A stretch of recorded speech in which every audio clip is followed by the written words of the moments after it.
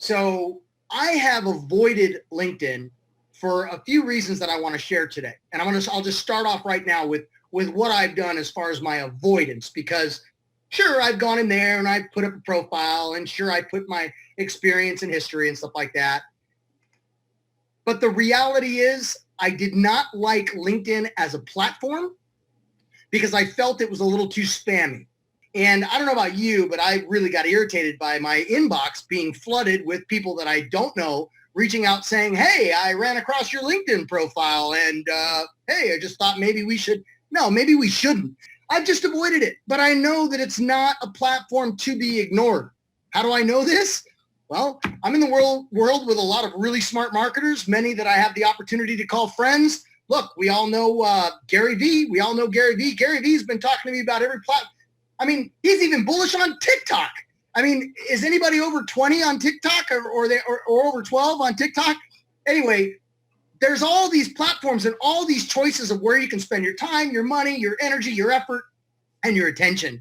And LinkedIn clearly needs to be a part of that conversation for many, many, many reasons.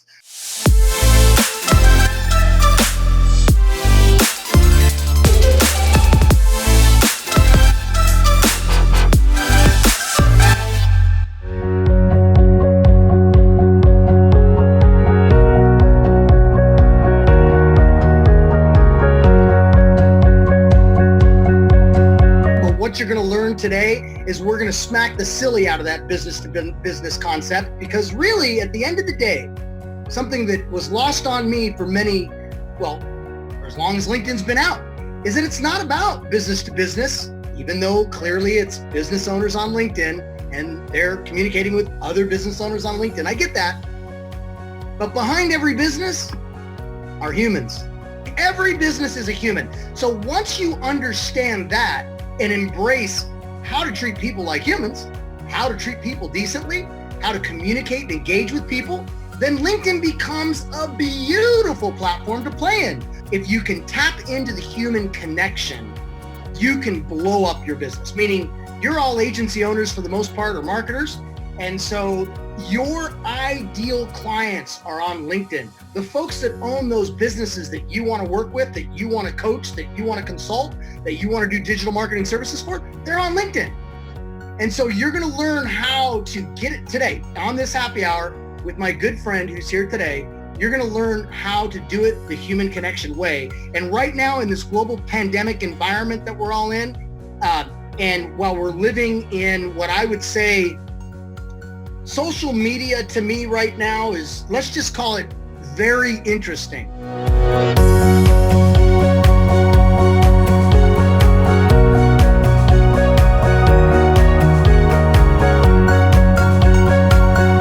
You know, in the United States, we're obviously on the brink of an election. There's a lot of polarization going on.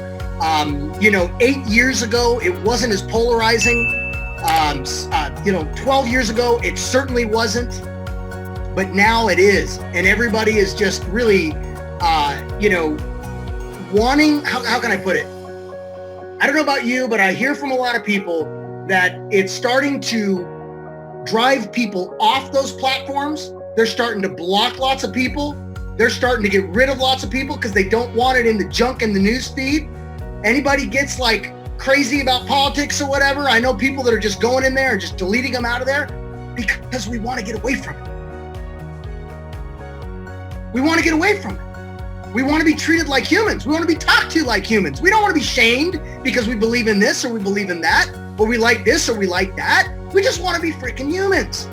So right now, I think it's even more important to tap into that human connection, not just on LinkedIn. Obviously, you're going to learn some strategies today to how to do it on LinkedIn, but I'm going to argue that it applies platform-wide, because right now we're done with the old school. We're done with old school marketing. We want to be treated like humans. So with no further ado, I want to announce and introduce my good friend, Mr. Joshua B. Lee, who along with Craig Hanley were both two of the, let's call them both two of the best men at my wedding out in Jamaica. And in fact, Craig took care of my wife during the bachelorette party, and Joshua took care of me during the bachelor party. They both lasted about 7 minutes, and boom, we were married in Montego Bay. Joshua B. Lee, Welcome to the GoMobile community, buddy. I lasted more than 7 minutes with your wife. What are you talking about? Yeah, I was worried about that, bringing Craig in the mix. I was like, yeah, Damien, but watch out there, brother. Hey, man, so good to have you on here, Josh. No, man, super excited to be here. I think you gave away like half my presentation. So I'm just going to kind of be like, yeah, connect with a couple people and we're done. Let's have a drink. No, excited to be here. Damien, we've actually done training, with your Evolve Profits group. Craig and I have talked. I've had the ability to really, be able to get out there, especially with everything going on. A lot of the different ways that we work with LinkedIn is really unique. So going to be going through kind of sharing with everyone kind of some of the stuff that we're doing. I'm going to kind of pull back the curtain a little bit and give as much insight, as much time as we have, right?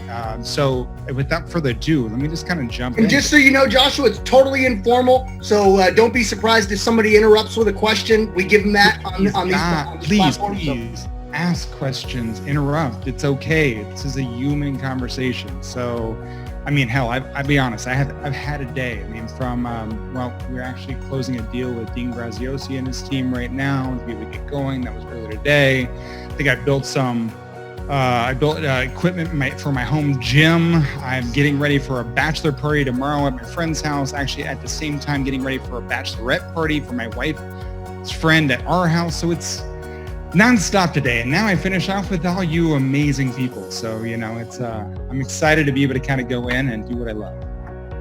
Awesome. All right, let me jump in. I know. Good to see you, Katie. What's up? I just said, Katie. Good to see you, Katie. I saw Katie pop in there. Yeah, no worries. All right, let's see here. Can everyone see my screen? Yep. Let's see if we can get it to open here. All right. So LinkedIn engagement marketing, this is the biggest thing that I kind of do differently than everyone else, right? You go on LinkedIn, you see a lot of spam, you get spam, maybe you do spam, and that's one of the biggest things that we want to kind of change, really be able to kind of connect on how we actually work with them. So when we're looking at that, today's discussion is going to be going through social selling, a little bit about why LinkedIn, how to influence the algorithm, and creating content. Now, the cool thing about it is, if we have time, I will actually even jump in and go into one of our other presentations.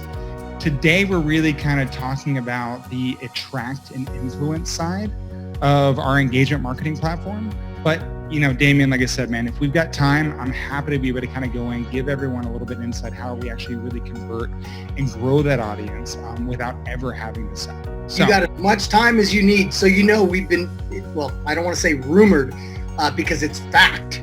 It's fact that we've taken these things till 3 a.m. But don't worry, we won't keep you here till 3 a.m. Dude, I got a bachelor party tomorrow that I might have to be up till 3 a.m. in the morning. So I'm not sure if I'm old now. I'm like 42. So I can't stay up that late anymore. 2 days a night. All right, let's jump into it. Well, guys and ladies, I always like to be able to start off with a LinkedIn tip, right? I want to make sure, just in case you're like, dude, I've seen Josh before, been there, done that. I don't like him. I've got to use the restroom, got to eat dinner with my wife, whatever it is.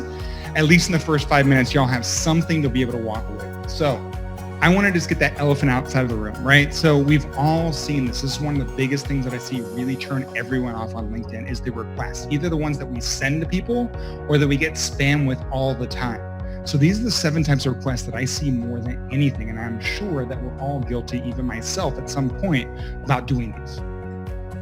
I've noticed we have blue shirts in common.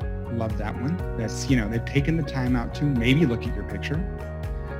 Do you have 15 minutes to talk to a total stranger? We've got the buzzword artist that's dropping all the new keywords that are out there that maybe might grab your attention just because he hits one right. We've got the I run a team that can help you with whatever you do because I didn't actually take time out to look exactly what you do. I get those all the time. Like, hey, Joshua B, have you ever thought about using LinkedIn to get leads? And yeah, I might have. It's one of those things that kind of comes through. I'm so busy networking, I don't have time to write a note. Those are just the ones that are blank. You hit the add connect, you don't send a note. I'm going to be honest, everyone. I hope I can connect with everyone if we're not connected on LinkedIn. But please, I ask you, send me a note. Tell me that you hated the picture behind me. You don't like my hair. You saw Craig and you just, he was too sexy not to send out a request to me instead. So one of those pieces, don't send a blank connection request because those just get deleted. It just doesn't even give anyone a reason why. This is one of my favorites. If you accept, I'll thank you with a nonstop sales pitch. Those are those ones that you connect and you automatically get the pitch 2 seconds later. And then the one we actually want is someone you actually might know. So let's change the game. Let's flip the script and let's find a better way to be able to do that. So we all know, Damien mentioned him, Gary Vee. He's very active on LinkedIn. He's got over 2 million followers, but if we were actually going to reach out to be able to connect with him, we want to be able to do it in the right way. So if you're on your mobile phone, instead of hitting anything, you want to smack that more button, right? That opens up this screen, giving you the opportunity to not hit the connect button, but actually hit personalized invite. And then go through and tell them why you want to be able to connect. Gary has over 2 million followers. We're actually connected now. This took about 48 hours for him to actually respond back to me or someone on his team because I gave a reference on why I was reaching out. And this is the beautiful thing about LinkedIn. You can actually connect with anyone on the platform, from Gary Vee to Mark Cuban to, whoever, right? I mean, we could go through and name tons of different entrepreneurs that are on the platform. Damian Zamora, Craig Hanley, Charles Bird, just 3 guys I know. So, but if you send them a note, they are more likely to be able to connect with you rather than thinking that you're just sending a random request. So that's the biggest thing I want y'all to take away right out the gate is always send a reason why. Send a personal note with that. I like the ones that come in blank, because they're obviously spammer, so they show me right away. So I can just knock that out of the box right away. Oh, dude, look at this one. So, I get them all the time and I say them. So if you look at these 2, and I want you to open them up. Look at these 2 messages. Hi, Joshua B. Interested in what you do. Thought I'd send you a quick connection request. Hope that's okay. Hi, Joshua B. Interested in what you do. Thought I'd send you a quick connection request. So right there, one, guys, my name is Joshua B on LinkedIn. If you're just going through and using automation, I know that you're using automation, not really sending me a connection request, but it grabs Joshua B. So that's a quick indication for me to be able to say, hey, now some people will go in and use all capitalization, but that's just one of those things, right? Somehow someone has released a new LinkedIn training that has taught these people how to be able to go through and mass market. And that's what's going on. We're getting the exact same message and you'll see these things come in. So this just happened, a couple hours ago, Damien. So these are what you don't want to be able to see. These are just blank things to be able to go through. All right. So why does Damien even allow me on here to be able to talk? As he said, HTH is the way to go. I really don't believe there's any B2B or B2C.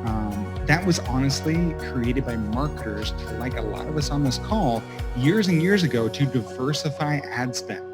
Every company is run by another human being.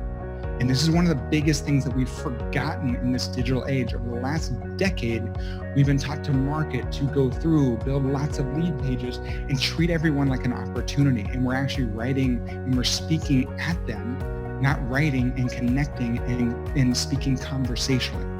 So at Standard Authority, what we really do is we help entrepreneurs, businesses, and influencers gain clients without selling. We actually teach marketers how to be human online again. My background, I started my first company back in 2000, 2003 in the online ad space. I was actually kind of blessed to be able to kind of fall into an opportunity that was good and bad. Some of y'all might remember MySpace, right? I used to monetize all of their traffic. That was arbitrage days. We would buy their traffic at pennies on the dollar, turn around, sell it to Overture, which actually became Yahoo, which I think is Verizon now. But we would make massive amounts of money. We were doing a couple $1 million a month in revenue. Throughout that time frame, I built multiple different companies in that space, monetizing every acronym you could think of, from CPC to CPA to PPC to whatever it might be, right? And one of the biggest things I learned is a huge difference between traffic and actually true engagement opportunity. Throughout that time frame, I've controlled over 35 trillion online impressions. I personally managed over $100 million in ad spend. My companies, I think, have done a little over 300 million. And what I do now with Standard Authority, and the reason why I do that is so important. It's all from learning. Being able to go back in about 5-6 years ago, I actually went through a divorce and reset my life. I let go of all my companies and really kind of just said, hey, look, let me just start over. What do I want to be? What do I want to do? And how do I want to stand up, especially for my kids, right? You know, Damien's doing these, his kid entrepreneur sessions. And I mean, I truly connect with those because why I do what I do now, I can smile about what I do and I know it will help and I can see the messaging all the time. What does that allow me to do? Well, it's allowed me to be able to work with, yesterday, I just did a training with Digital Marketer. I do trainings for Oracle, ADT, Gartner. Along with that, I get to work with people, like I said, Dan Sullivan, Joe Polish, Greg Hanley, Damien Zamora. I mean, I've been able to work with amazing people, John Maxwell, people that I used to be able to read their books. I mean, I used to look up to Damien and Greg. I mean, they were mentors of mine when I started with Mavericks years and years ago. So it's an amazing to be able to kind of see the shift when you're actually doing what you like and being have the opportunity now to work with these gentlemen. So enough about me. Let's go into social selling. Social selling. See if my screen works. I put it on here, Damien, because so I could actually go back and forth. We need to jump into LinkedIn. So everyone just bear with me. Occasionally the slides will be slow to kind of transition, but let's just stop there. Let's ask, right? What is social selling? Does anyone want to kind of jump in and give me what they believe their definition is of social selling? Now, Damien, you've heard this before. Craig, I'm pretty sure you know it as well. But, I just want to kind of see, you can either type in here, talk, you can actually just text. I mean, I just want to kind of see what everyone thinks. Or we can sit in silence for 5 minutes. No, I won't make everyone do that. All right, I'm not going to put anyone on point right now. So the definition, the true definition of social selling, not spamming, giving value. See, Doug's stepping up here. Social selling is about leveraging your social network to find the right prospects, build trusted relationships, and ultimately achieve your sales goal. We leverage social media to find, connect, and influence business decision makers. The big thing I want you to realize is there's nothing about selling here. It's about building relationships. Going through leveraging social media to find, connect, and influence business decision makers. It's not about, and what we saw, one of the biggest things, and we've all seen it before, people went and go, oh, I'm social selling. I'm taking my old spammy shit. And I told Charles I'd watch my language, sorry. And, then they took it online on social and they're like, yay, I'm social selling. No, that is not the case. And this is what pushes so many people off of LinkedIn. Selling really is about going through, being able to go through and have awareness, research, consideration, decision-making, right? That's where they go in through to do. Where you see it traditionally is right here, where they go from awareness, research, consideration. This is where they traditionally get to influence the buyers. What I'm going to show y'all today, if we get to it, is how to actually get them way up here around the awareness and research side before they ever have to go through consideration and be able to make that decision faster, cleaner, and they're going to choose to work with you rather than you having to sell them to work with you. We live in a world right now where everyone is online with COVID, right? We used to be able to go to events. We used to go to, like Craig, we used to go to Genius Network. Charles has been there too. We used to be able to network, connect. We don't have this opportunity. There's so much noise online right now. We have to be able to cut through it. And the best way to be able to be that is to be human. A lot of the things I'm going to talk to y'all today about, honestly, they're just things that my mom taught me how to treat other people growing up. So it's not going to be out of source. It's not going to be something new, crazy, different. It's just being human online. So what we're going to be doing is going from what can I sell you to how can I help you? How to be able to care about their business and how to be able to add value that draws them in, that educates and incites them and informs them. Because that's a better way to be able to do it in today's world. That's a way that we can all stand up when we have kids and make this world a better place and make marketing the right way to be able to do it. What I love about LinkedIn too is it's not just you to the prospect. It's you, your connections. It's their connections. You can actually create a social selling army of opportunity on this platform, being able to connect and engage with all the different people that are on there. Not just going in there and pitching and spamming, but actually going in and engaging with the people that engage with you. I hate cold calls and I hate cold email. I hate getting that stuff. So let's do something different, right? If we hate it, why do we do it? Why are we going to do it to anyone else if we don't like getting that? Treat others the way that you want to be treated, right? I mean, we've all heard this thing. It's one of the 10 commandments. So I want to make sure that this is what we're kind of do. Engage with people that engage with you. When people are liking, commenting your posts, when they're viewing your profiles, these are ways, opportunities, these are ways to explore and be able to build a deeper relationship. So why LinkedIn? Now, before I jump in, Damien, anyone questions on what we've talked about right now? Because I know I can kind of get in my zone, but I want to make sure I pull back at any point in time. All right. We're good. I'll keep on rock and rolling. So LinkedIn, 673 members in 200 countries and regions worldwide. So no matter where your client is, who you're trying to be able to connect with, there is opportunity. Now, this isn't Facebook, right? You're not talking about billions, but one of the biggest things that we're seeing right now on LinkedIn is 2 people are still joining LinkedIn every second. As Damien said, right? Microsoft purchased LinkedIn a couple years back for $24.6 billion. It was their largest cash purchase ever, and they've actually seen one of the highest returns. Now, of course, with everything going on, there were a couple layoffs within LinkedIn. I mean, I've been talking with them, and they're actually doubling down on the people that are there and the algorithm and what they're doing with the platform. So you're going to continue to see this platform grow. Over 58% of the people are mobile. And one of the biggest things is if you're looking for B2B leads, and look, honestly, everyone, I put this as B2B because that's how our brains work, right? If I went, human all the time, that's what I believe, but I want y'all to understand when we're looking at stats, right? 80% of all B2B leads come from LinkedIn, while only 13% are coming from Twitter and 7% from Facebook. So I'm not telling you to leave those platforms, but just understand where your audience is. My audience is on LinkedIn. Most of my clients have high-end products and services. Their clients are on LinkedIn. The reasons why? Well, the higher disposable income. I want to make sure when I'm talking to someone, when I'm connecting, when I'm engaging with someone, they have the money to actually make the decision and be able to afford to pay for my services. So average salaries. Twitter, we'll ask again. I'll give it a second, right? Who knows the average salary on Twitter right now?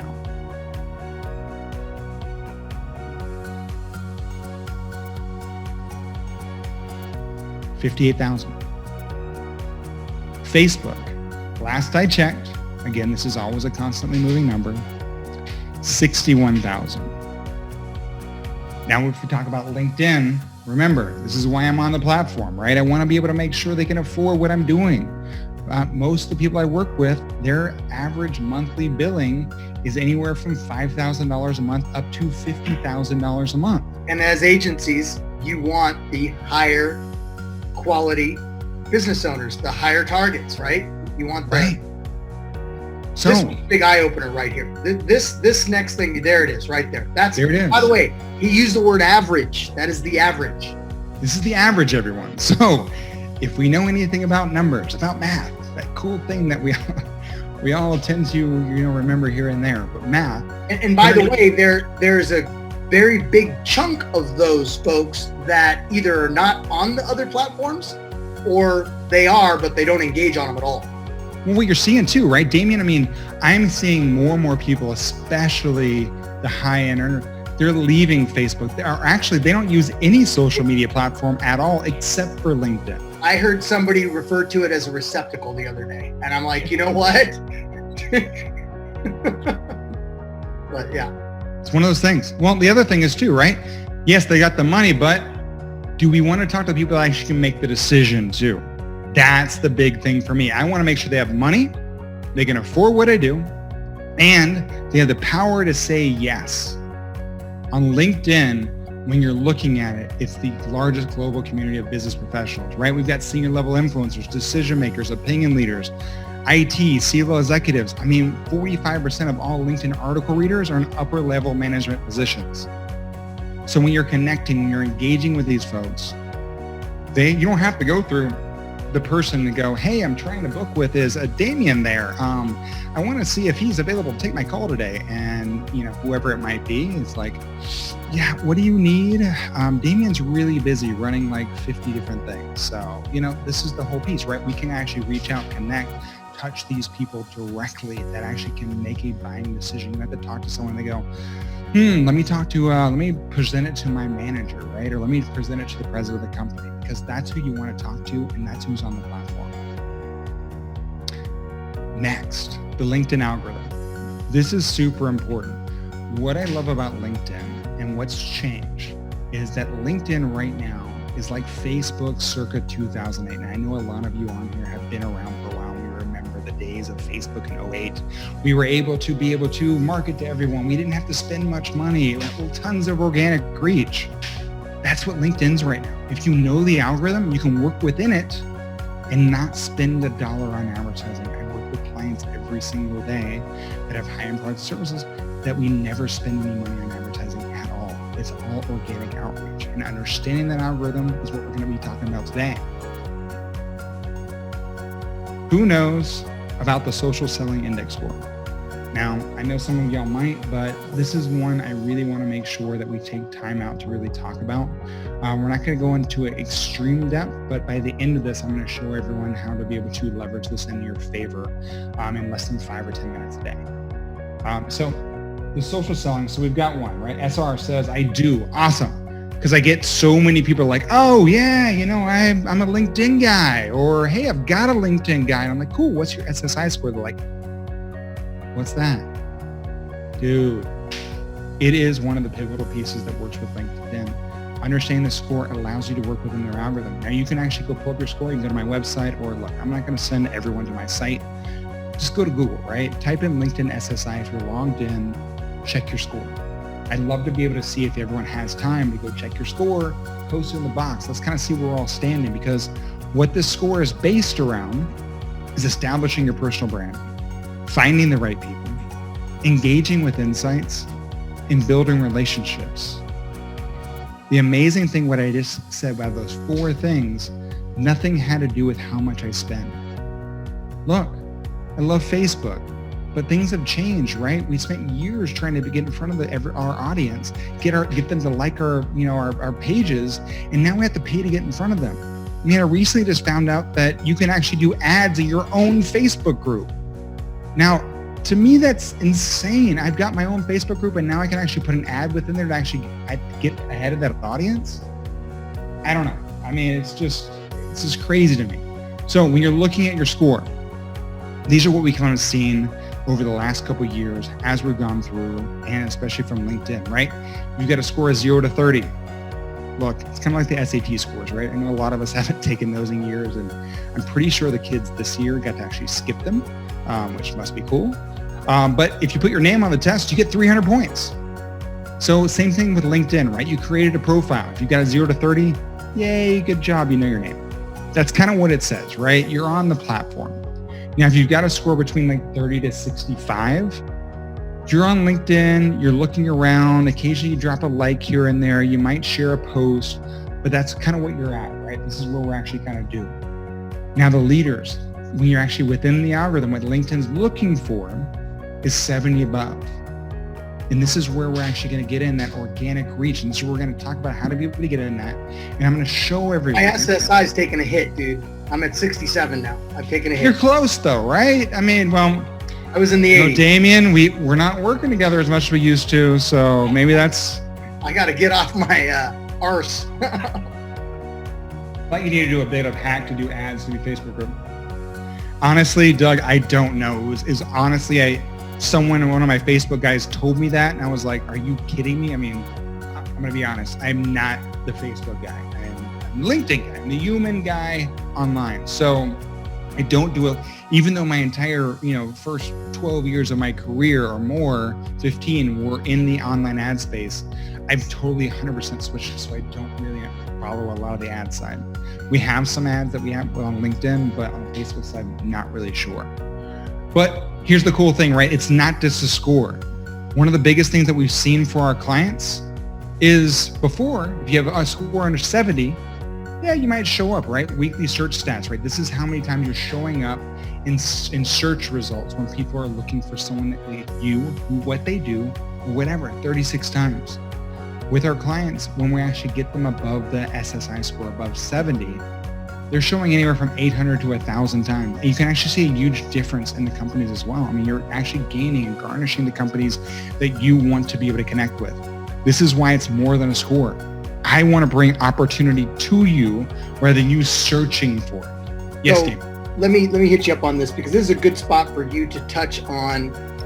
Okay, so we all know, like, when Google, back in the old SEO days, those pioneers were able to really get into that algorithm, right? Really, and same thing with Facebook, and then it tightens everything, right? Same thing with Instagram, then it tightens up. So LinkedIn right now is still a little loose, for lack of better terms, on how that algorithm works once you get that score above 70, right? Can you touch on that? The thing is, man, I mean, it's not about, with those algorithms, you always had to constantly play because it was a game, right? I'm not telling you, what I'm going to show everyone how to be able to do to stay within their algorithm. There's no game to it. You're not gaming the system. You're just posting and engaging on the platform. You're doing what they want to see that adds value to their platform. So there's no gaming it, right? And it just so happens that still today, there's massive opportunity to be able to get in favor with that algorithm. Dude, it's going to change. 100%. It's going to get a lot harder, just like Google got harder, just like Facebook got harder. But right now, it's like this just open playing field to get into that algorithm rhythm. Yeah, let me see if I've got this here real quick. So after I did, a couple of weeks ago, I did a training with Oracle, and one of the guys on there did this post here. Look at this. He followed what I showed him.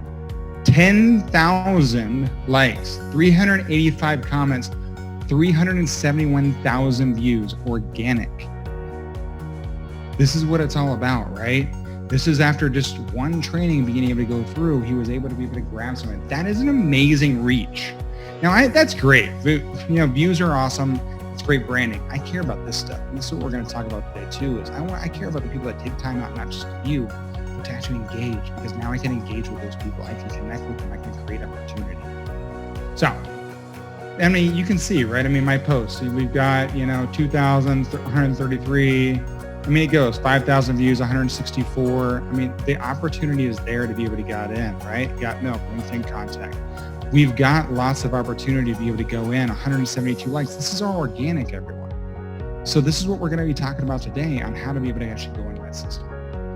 So I showed you some of my posts. I showed you a post of, one of our other clients as well. But what really holds the most weight, right? Every platform is different. Is it likes? Is it comments? Is it shares? I get this all the time. I share a ton of free information all the time on LinkedIn.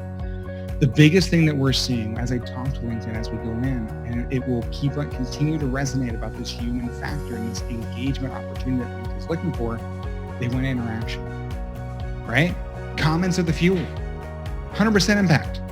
If you want to be able to get the most opportunity on your post, get comments. Likes are great. They're 50%. Shares are 25%. One of the biggest things people kind of go in and do, they're like, hey, share they're hoping for people to be able to share your post. Stop asking your network to be able to share your post. Ask them to comment on it. Create posts that are relevant, that actually push them to engage. Ask them questions right at the end of it. Push them to question you. Look, and really try to be able to, you be able to say it. You want to be polarizing, right? I want everyone on there, right? You want people to interact. People make decisions based on loving or hating something, not because they're indifferent. So many people online are so scared to be able to push people one way or another, or to allow them their true self to shine through. So they're always like, I'm going to go down the middle of the road. Honestly, you're just wasting everyone's time and your own.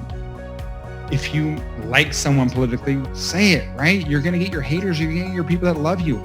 It's going to create opportunity. It's going to draw in your ideal audience. And this is the platform that you can actually be able to go in and push people, ask questions, go through and push them. Don't say, hey, please comment below, right? You can't do that on platforms.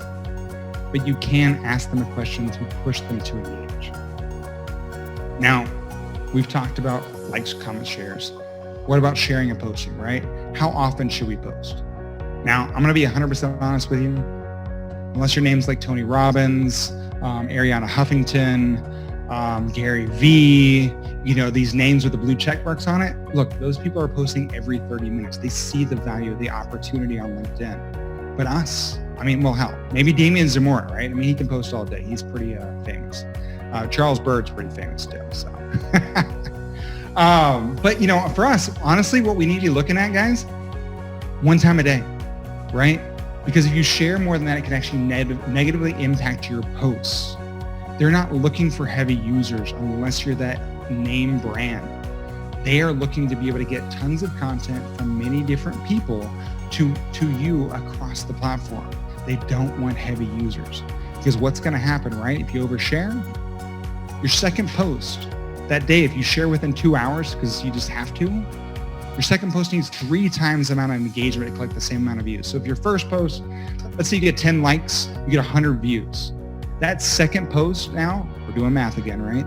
That second post needs 30 likes or comments to get that same 100 views. I don't want everyone here really working harder than they have to be able to get their message out there. So 1 post a day. If you just can't shut up, right? Look, your third piece, it's just wasted, 100% wasted, because they're just slapping it out there. You just get almost no views, no engagement. Average engagement on LinkedIn right now is around 1%. I can show y'all stats if we need to be able to get into it. Some of my clients are getting anywhere from 13%. We've actually got some clients that are getting 25% engagement in their posts because they're using the algorithm in their way and they're not spending any money on it. Look, if you got to share, you've got something coming up, and we're going to talk about how to actually get your SSI score up, and this is going to come into play a little bit later. That second post, wait 3 hours. Let the algorithm reset, and then you can actually be able to share that post to be able to get that same opportunity, that same engagement opportunity on LinkedIn. First hours are crucial as well, right? If you're in groups, I was having this conversation with the Mavericks the other day. We were doing a group here. If you're in different groups, that first hour is so crucial. So getting 20 engagement in that first hour allows you to get anywhere from 5,000 to 10,000 views. We've seen it. We see it happen all the time. So you want to be able to push. And like groups like this, right? You can set up days. We talked about this with Yannick and Damien with his Evolved Profits group on how to be able to go and go, look, okay, guys, we're going to be posting on Tuesdays. Everyone, let's engage. Let's help boost the algorithm to be able to kind of go in and be able to get more visibility for our posts. That first hour is crucial. If you have the group to be able to do it, I'm not telling you to be able to kind of go in, but go through, make sure that stuff happens. Good job, Craig. 83. Love it, brother. I hope so. You're doing some LinkedIn stuff too. You need to have a good score. So my conclusion in this segment, quality engagement over mass content. Content is not king anymore. There is so much content out there. There's so much noise. We can't even cut through it. We want to be able to push people to engage with our content. So that is the biggest thing that I want y'all to be able to take away right now. So if we're talking about content, let's talk about creating it. Any questions before I jump into the next thing? I love it. I guess I'm doing well enough that I'm not getting too many questions. Doing very well, sir. I got to make sure I slow it down, Damien. Damn it, I'm not going to make the full hour and a half or the 5 hours that we're going to go into. Joshua, I have a question, but it's a LinkedIn question, but not related to what you've covered, so I'll save it. Yeah, no worries, man. I mean, you can ask any time or we can go into it. Just let me know.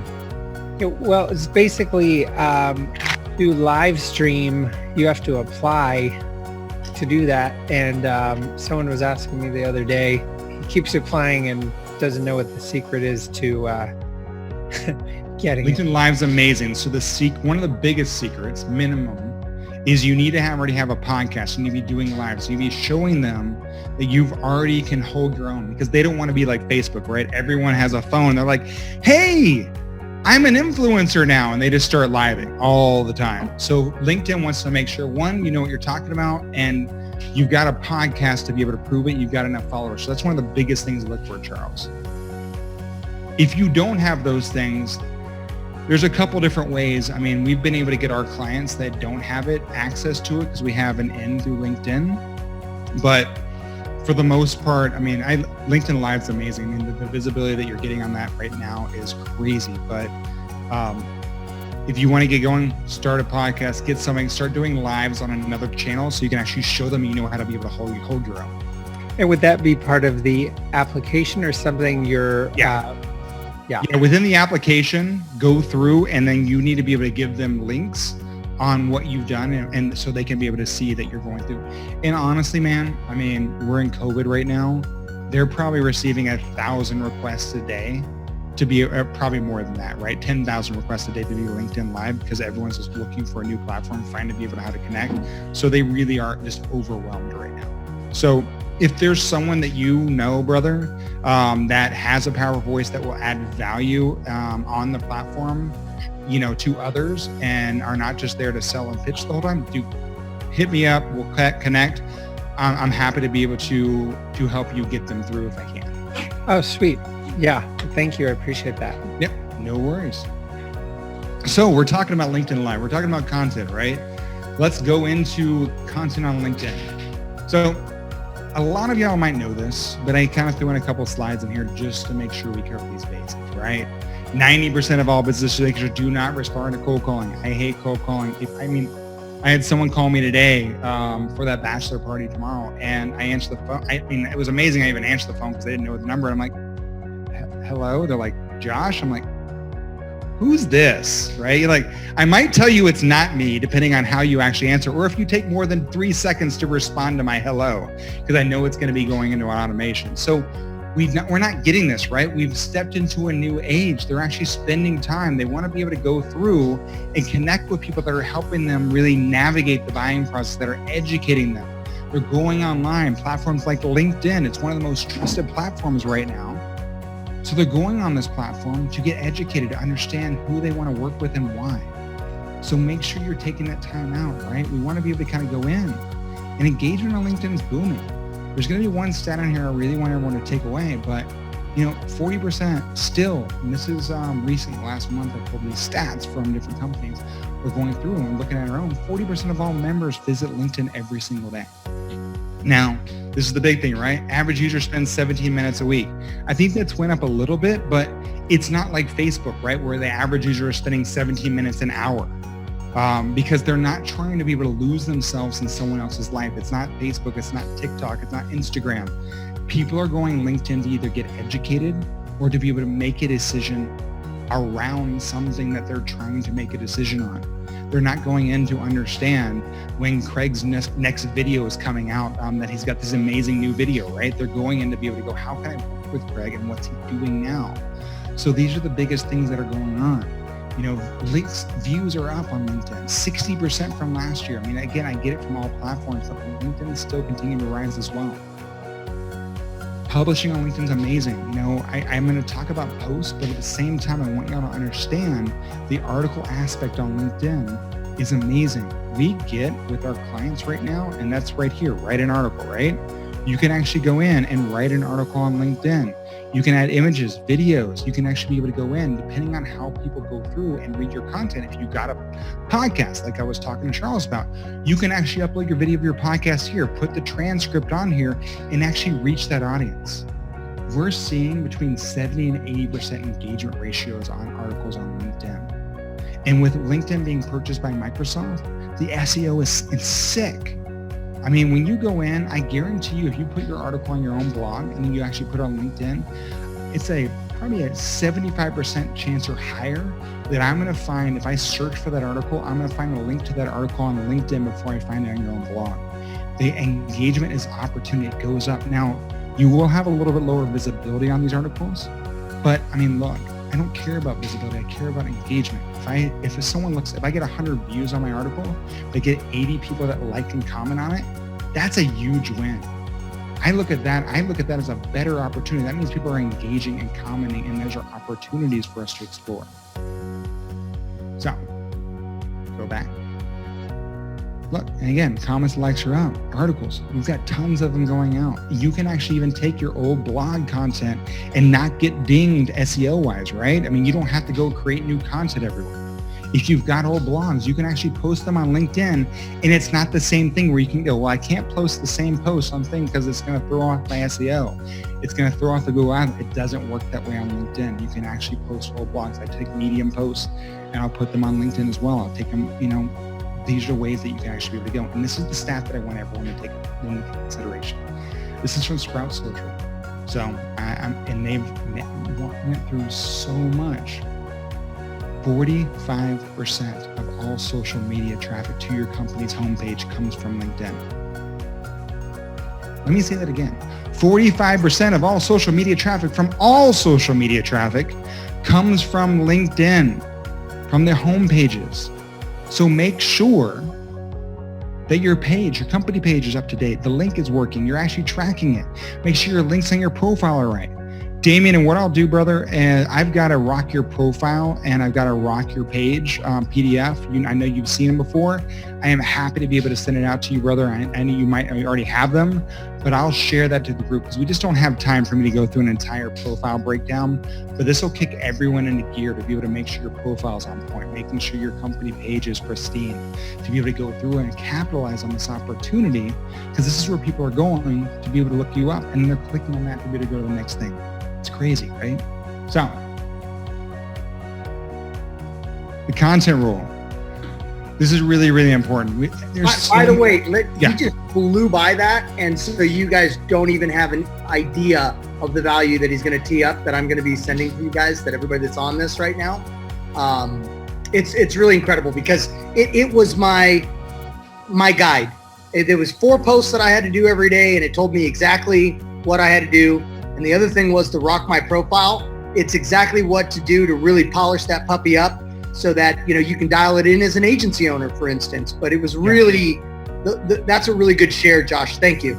Yeah, no worries. I just want to make sure I can help everyone out here. That's the biggest thing, right? The more we rise up together, the more we all rise up. And that's the biggest thing. We're at a pivotal point in history where whatever we thought the next 40 years was going to be had a full reset. We have the opportunity to be leaders, to be change makers, to be influencers in this world. And this is why I do what I do, right? Because now everything that we're doing, not only for my kids, for your kids, for their kids, we're creating the new history of what's going to be happening. And that's why I do what I do. I want to make sure that we're doing the right way, because we were going the wrong way for far too long. So when we're talking about content, right, this is the biggest thing. How should we write it? We've got like the 80-20 rule. We've got different rules like that. I believe in the 10-20-70 rule. And look, we can talk about LinkedIn, right? Honestly, I think this applies to most platforms, but especially on LinkedIn, because people forget this thing. So 10% of your posts, if I can get my thing, 10% needs to be personal content, right? Human beings connect with other human beings, right? We think about LinkedIn as a business platform, but we forget to be able to share, right? What's not on your profile, right? You'll go in, you'll see that I'm a father. You'll see that I wrote a book. You'll see different things like that. I always say, I use it as my door to the couch mentality, right? We've all heard the, hey, let me sell you a pen kind of push. I even put a nude on my LinkedIn profile. Yeah, Craig, that's always perfect, right? That's... So again, 10% personal, Craig. Let me hit on that. Only the tip. So let me hit on that. So this was another eye-opener for me on how to be managing my content on LinkedIn because, again, I fell into it must be all business content. So it's got to be articles. It's got to be things about my industry. And yes, that's correct. And he's getting into this now. But the personal, and that goes back to the human, we do the personal stuff on Facebook all the time. Right. And so only 10%. So remember, these numbers are science. Don't do 60% personal because that's overdoing it. But, posts about your kids and about their accomplishments and about your dogs and your family and what you're doing this weekend. That's just 10% though. But that was a big eye opener for me, Josh. Right. People make decisions emotionally, right? We talked about the love or hate, but at the same point in time, if I'm looking at it and I'm like, oh, Charles has kids, Damien has kids, you know what? They're going to get me more because I have kids too. So I'm probably going to align with what their messaging is, what they're doing because of that one point, and that pushes them ahead of the curve. What's up, Charles? Yeah, I was curious about that because you're referring to LinkedIn. I use my Facebook account for business, and I like sharing personal things on there with the kids or trips or this or that. Yeah. I assume greatly the percentage is different for Facebook than LinkedIn. I haven't actually shared anything personal like that on LinkedIn. So you're saying 10% there. Do you have a similar number for people using a personal profile on Facebook for business? For contrast. Yeah, look, this is the biggest thing. I think it's more, it kind of goes with the company page, right?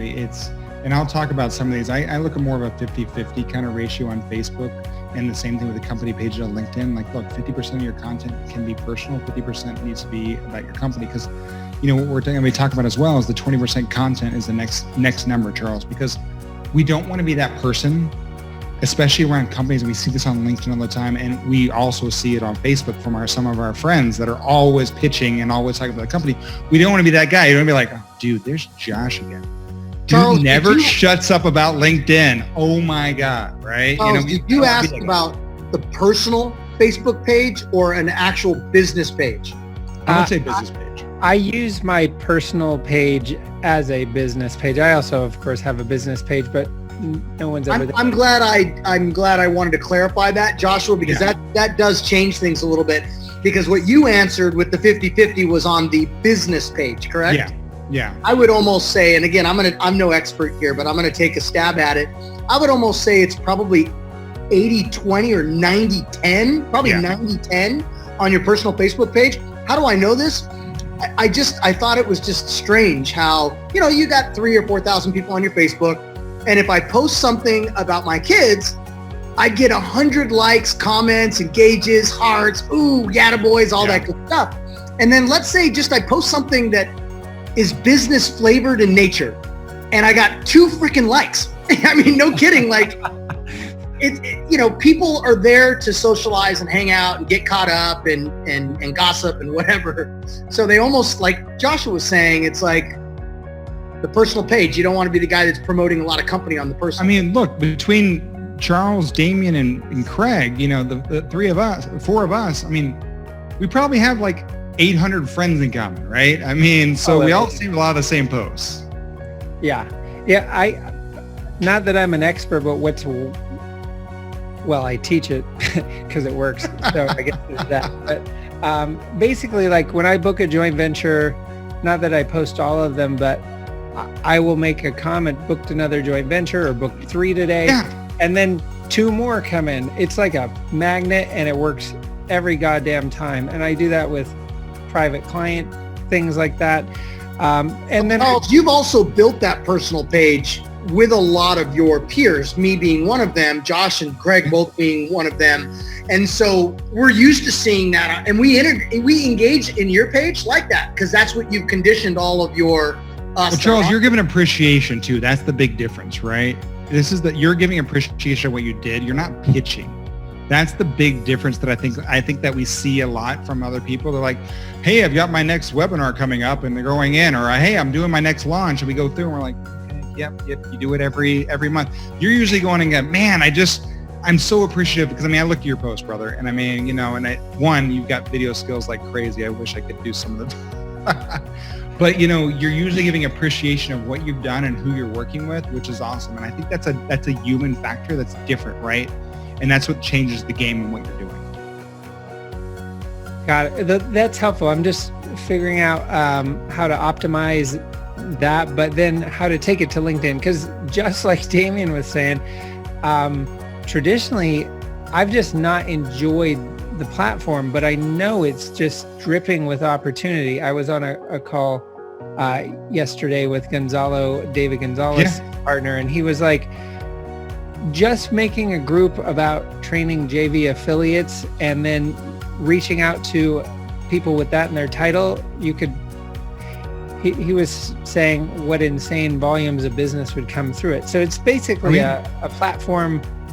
I've optimized what I have there, but I'm sure as hell not doing it to its capacity. So that's why I'm loving what you're I mean, I always try and like your posts when I see them and stuff like that. I mean, you know, when they go through, but I mean, yeah, dude, you know, we'll talk about some of that today and how to be able to go in, but there's huge opportunity, and some of that really is actually drawing that opportunity in through social listening. And I'll switch over to one of my other things to touch on that a little bit. But I mean, how we do it with our clients every day. I mean, especially what you're talking about, if you do it right, man, you can knock it out of the park. What just for me, probably selfishly, I feel like I actually use Facebook pretty well, but I know I'm not using LinkedIn. Well, that's what I'm talking about. Yeah, I can show you on LinkedIn. Facebook, I mean, I'm not the guy, right? You know, but yeah. No, but my point is, exactly, you are the LinkedIn guy. You actually do see some of those social posts. I'd love to see what you feel in the LinkedIn world is going to fly, which of course that's what you're telling us, but I'll just shut up. How about that? It's all good. So we'll go through is that 10, but this is the whole thing, right, Charles? I mean, so that 10% people buy, right? I always call it my door to the couch mentality. So this is the big difference, right? If I walked up your door and I was like, hey, I'm Joshua Bealey. I've got this pen to sell you. That's the old game, right? Sell me this pen bullshit. But the difference is it worked for me. But if you that's Damien, right? Like, dude, if I'm knocking on your door, you're like, no, thank you. But if I'm sitting on the couch because Damien and I have built some kind of emotional connection, and this is where that 10% personal kind of comes in, I can be like, Damien, dude, check out this new pen. And I don't have to say much more than that because he'll pick it up and look at it, right?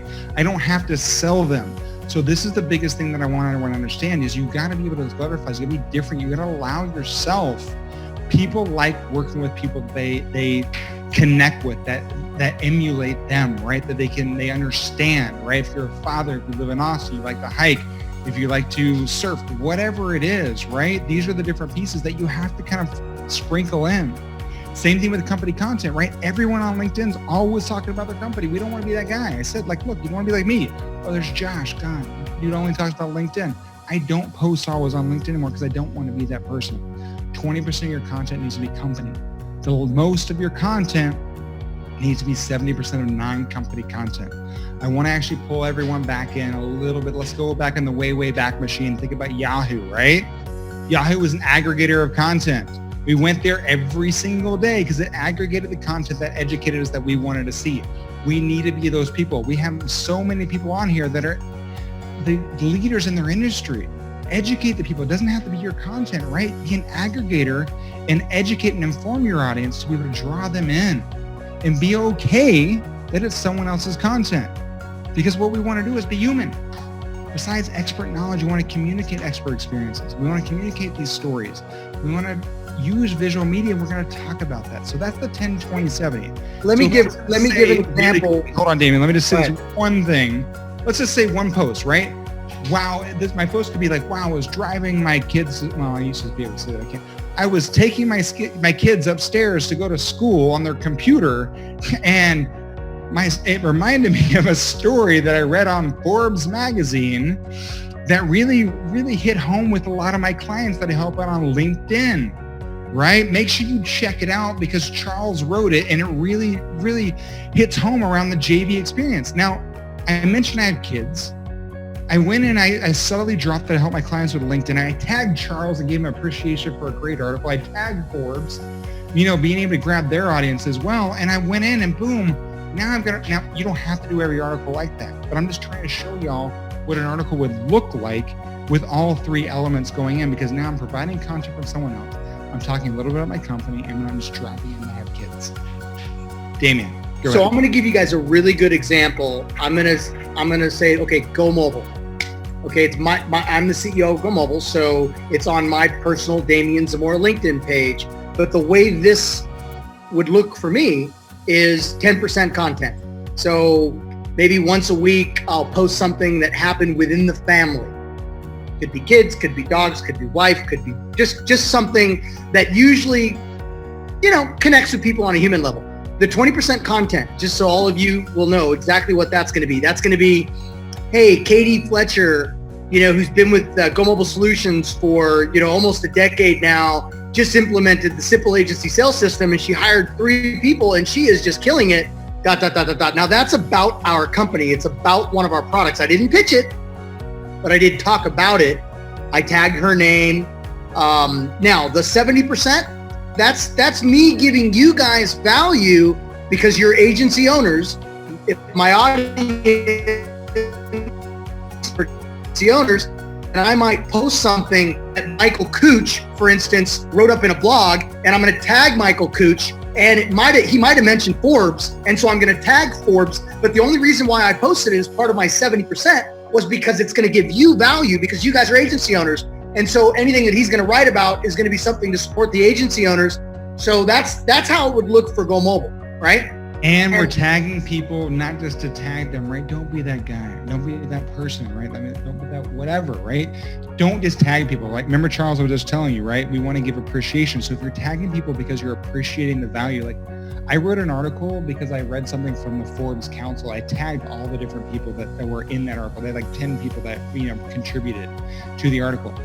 My post, tagging them, giving them appreciation, why I appreciate each one of them and what they added to the article, got more visibility than the direct article from Forbes. And then even the people shared my post over Forbes's post because I was sitting there like, heck yeah, man, Josh is tagging me, saying I'm awesome. And now I'm going to share it as well too. So that's what I want y'all to think about, right? This is what's the cool thing. And it can actually draw in these bigger names because you're sharing their content and giving them the props that they deserve.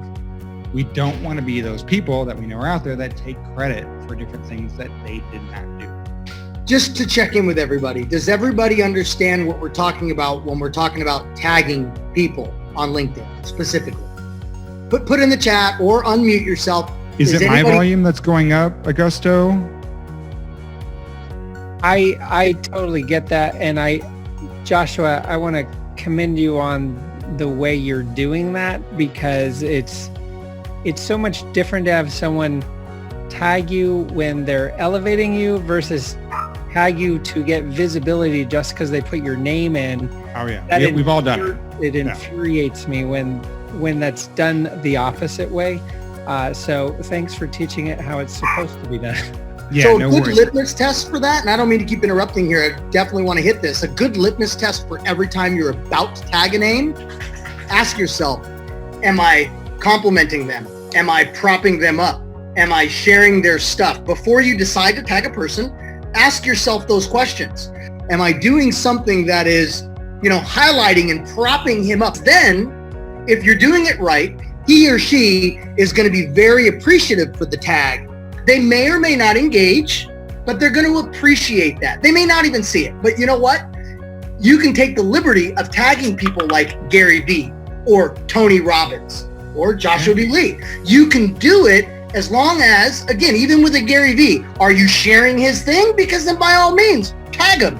And so then what happens is you get to piggyback off of other people's audiences. But the litmus test is, are you complimenting, are you propping up, or are you sharing their stuff? And that's how I look at it, because I don't want to just be tagged in stuff either. Great input, Damien. Yes, sir. All right, we ready to jump? Let's see if I can kind of go on here. There's cheesy must live near the ocean. Yeah, I know, right? All right. Sorry about that. We're talking about going through this, right? We want to talk about the content checklist. And Augusto, if my volume's going up, I'm sorry. Maybe I'm just not talking to the mic.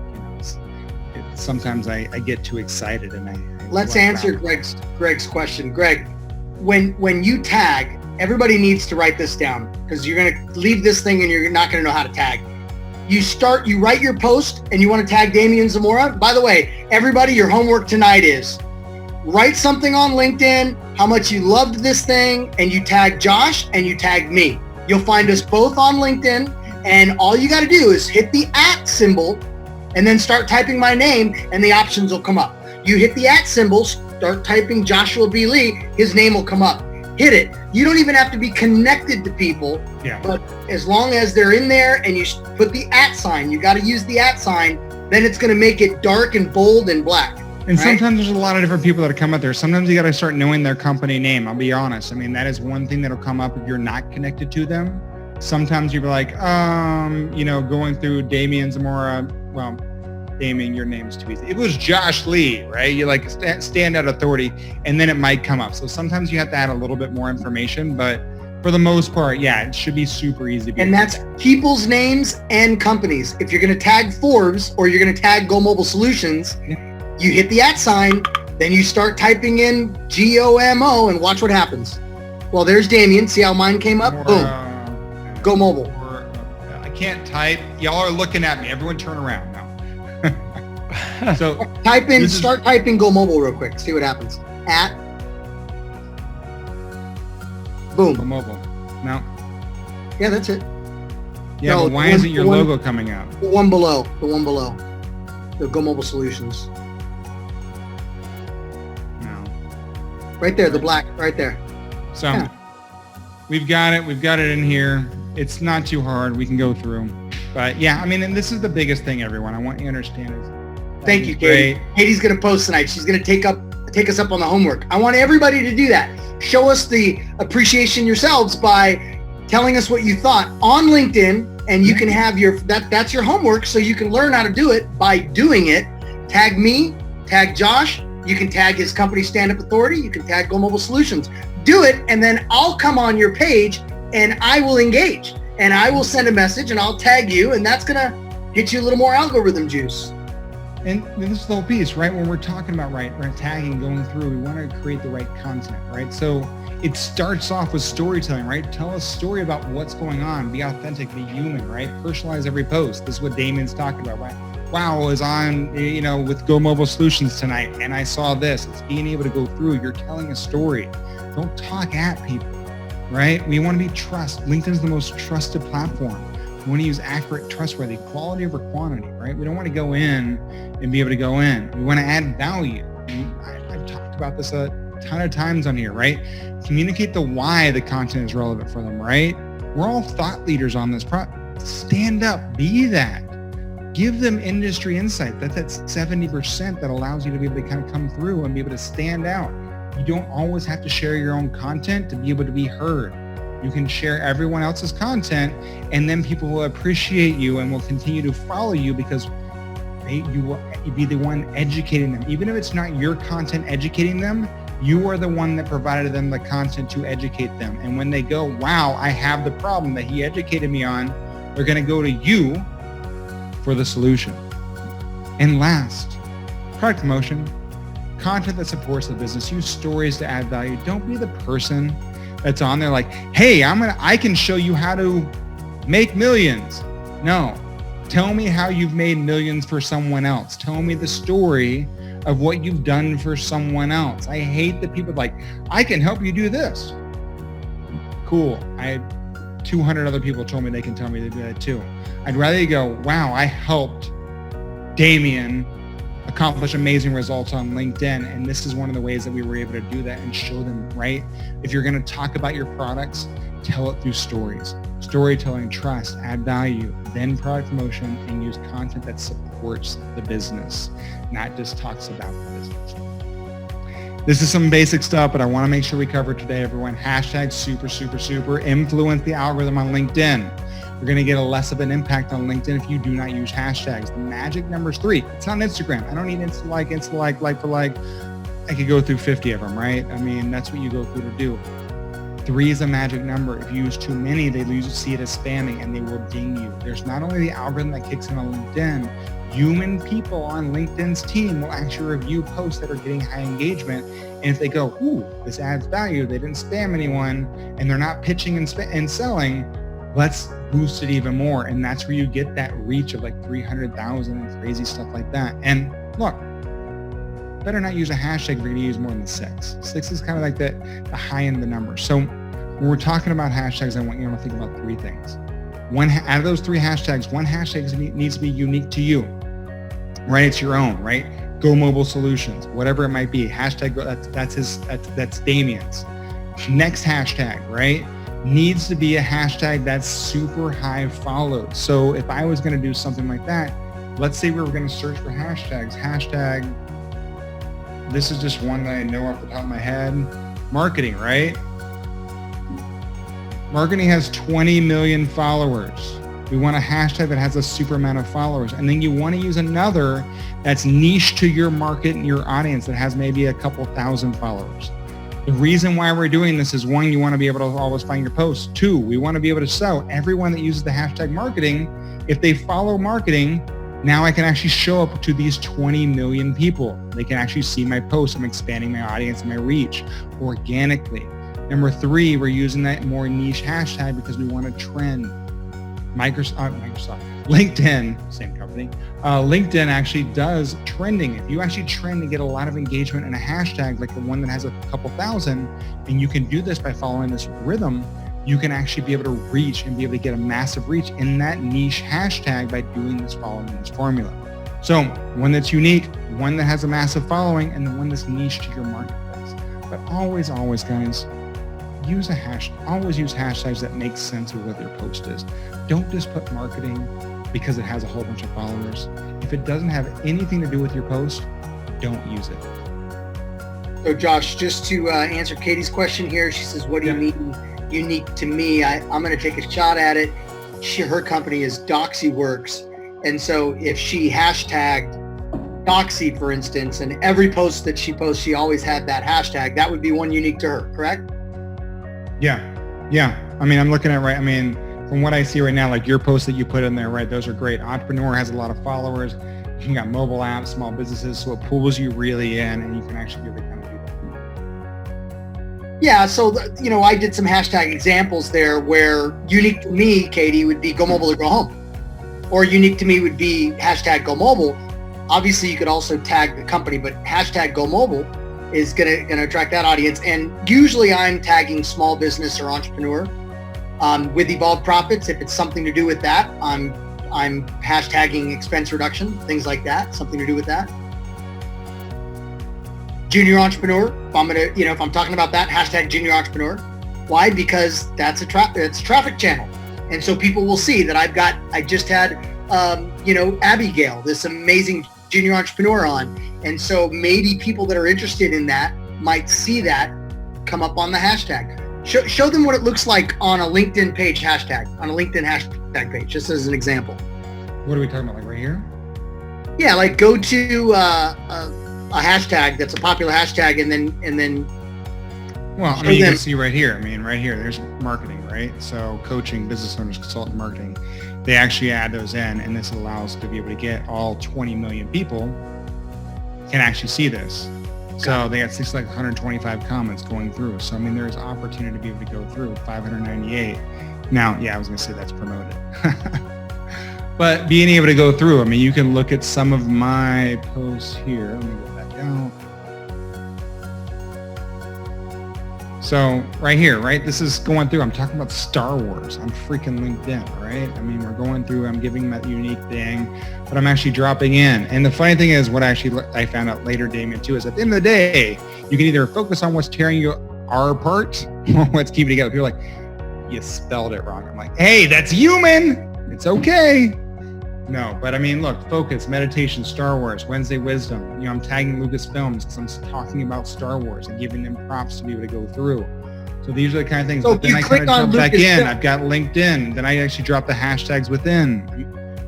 I'm not always the best person to follow on posts. I'm going to be honest to everyone. I give great content, but if you're trying to mimic what you should be doing, I'm always trying new things. So sometimes I'm good. Sometimes I might just have something crazy because I want to see if it works. Go to right there, the last one you were at, the last post. Up here? Yeah, and what were the hashtags? Click on Lucasfilm. Click on that. That's actually a tag. I tagged Lucasfilms. Oh, okay. Click on Wednesday Wisdom. See, like focus, right? There you go. 6,000 followers. That's a niche hashtag. Scroll real quick. And then I want everybody to see this. Everybody that look at that. Boom. Diane. Focus. We know Diane. Yep. Everybody that used focus as a hashtag is going to be on this, let's just call it, for lack of better terms, hashtag page. But it actually shows up on your news feed as well, too. So that's the beautiful thing. I don't have to search the hashtag to be able to go into it. If I'm following the hashtag focus, which I'm actually not right now, even though I posted on it, I will actually show up in my news feed, so it expands my audience without actually being connected. And that is the trick to LinkedIn, guys. Right there. Yeah. That is a big one. So when we're talking about too, right? Let's go into headlines. We're creating content. This was actually gone through by a friend of mine. They actually went through and researched 10 million different posts. These are the top performing headlines, right? If you're going to create content on LinkedIn, these are the ones that actually receive the most engagement, the most shares. These are kind of things. So 2-word phrases, how to, right? X ways to. The top number being 5 ways to whatever, right? Top ending words in the world. So it's like 5 ways on how to be the best in the world. I don't know. I'm just making things up now. These are the top performing headlines. Also, as well as optimum headline length is 10 words. So these are the top things. After examining over 10 million different posts, these are some of the top performing headlines and how they actually started. Also, when we're talking about posting, right? New drink. Life is amazing. Always want to make sure I say that. When to post. LinkedIn is a business platform, okay? So I do tell all my clients, post Monday, Tuesday, Wednesday, Thursday, Friday. But the best days are really gonna be Tuesday, Wednesday, and Thursday, right? It's the same thing, right? Mondays, we're busy. We're just getting off the weekend. We're trying to get back in. Same thing with Fridays. I used to be able to say, hey, it's Friday, it's 5 o'clock, time to have a drink. Now it's like, oh, it's 2 o'clock, it's COVID. Why not, right? So these are those things that I want you to look at. Best times to post, 7 to 8 a.m., noon, people go to lunch, after work, 5 to 6. So these are the best times when you're actually looking to be able to post on LinkedIn. So I told y'all, everyone, like I'm going to give this to them, Darian, right now. These are the 4 things you need to be able to do to get your SSI score above 70 if you're not there already within 30 days. It'll take you less than 5 or 10 minutes a day. Now, depending on how everyone feels, I can kind of touch on a little bit on the attract and the convert side as well. The convert and grow side as well of what we do. But I want to at least be able to give everyone this right now, right? Be authentic. But daily actions. Every day, one post that adds value to your audience. Every single day. One comment on someone else's post, but not just a comment that adds value, right? People read other people's posts. They read the comments that are in there. If you actually add value or give information or even battle that person on why their information is incorrectly, you have the opportunity for someone to be able to come back and follow you. But again, the comment is the key factor. Like someone else's posts, someone like Damien, Craig, whoever, Eric, whoever, right? Make sure you go in. And then the last thing you want to do, and this is where that separation, right? We want to take that 3-hour time frame. Do maybe one post in the morning, one post in the evening, one post in the morning, one post during lunch to be able to break and allow that algorithm. But this last thing you do is share someone else's content that adds value to your audience as an influencer, right? If you want to share one of Damien's posts, share his post later, tag him. It allows now his audience to also be able to see that you're going in. So that's one post a day that adds value, one comment, one like, one share. If you're doing that every single day, and I promise you can be able to do this in less than 5 or 10 minutes a day, you will actually be able to get your SSI score to be above 70. And if you continue to be able to do that, that's going to draw in the amount of times you show up in search results. It's going to draw in the amount of organic reach that you have for your posts, which is going to create opportunity. And that's what we want to be able to do. I want to teach y'all how not to sell, but how to engage, educate, inform, and draw in your audience rather than having to sell them. We've all sold people, right? They sign up every single month if it's reoccurring. They got to go, why am I paying for your services again? If you educate, inform, and draw them in, they're not doing that anymore, right? They chose to be with you, and this is what it's all about. Now, weekly action, if you have time and you have content, I would tell you to be able to post one article each Tuesday, right? Again, not Monday, it's Tuesday. Be able to go in. The cool thing about posting articles on LinkedIn is not only can you share them on LinkedIn, but you can share them to Facebook, you can share them to Twitter, and be able to draw in audiences off the platform. With a post, you can't be able to do that. But with content, with articles, you can actually share those articles and be like, hey, check out my article on LinkedIn, and draw your audience from your other social channels. So that's that. Before I jump into anything around social listening and what we actually really, really do, even more so to be able to help our clients, I want to see if anyone has any questions right now. And now I'm drinking over Pico. Now, all right, does anyone on here want to see a little bit more on how to actually draw in that audience to engage with them and how we help our clients every single day without paying money in advertising?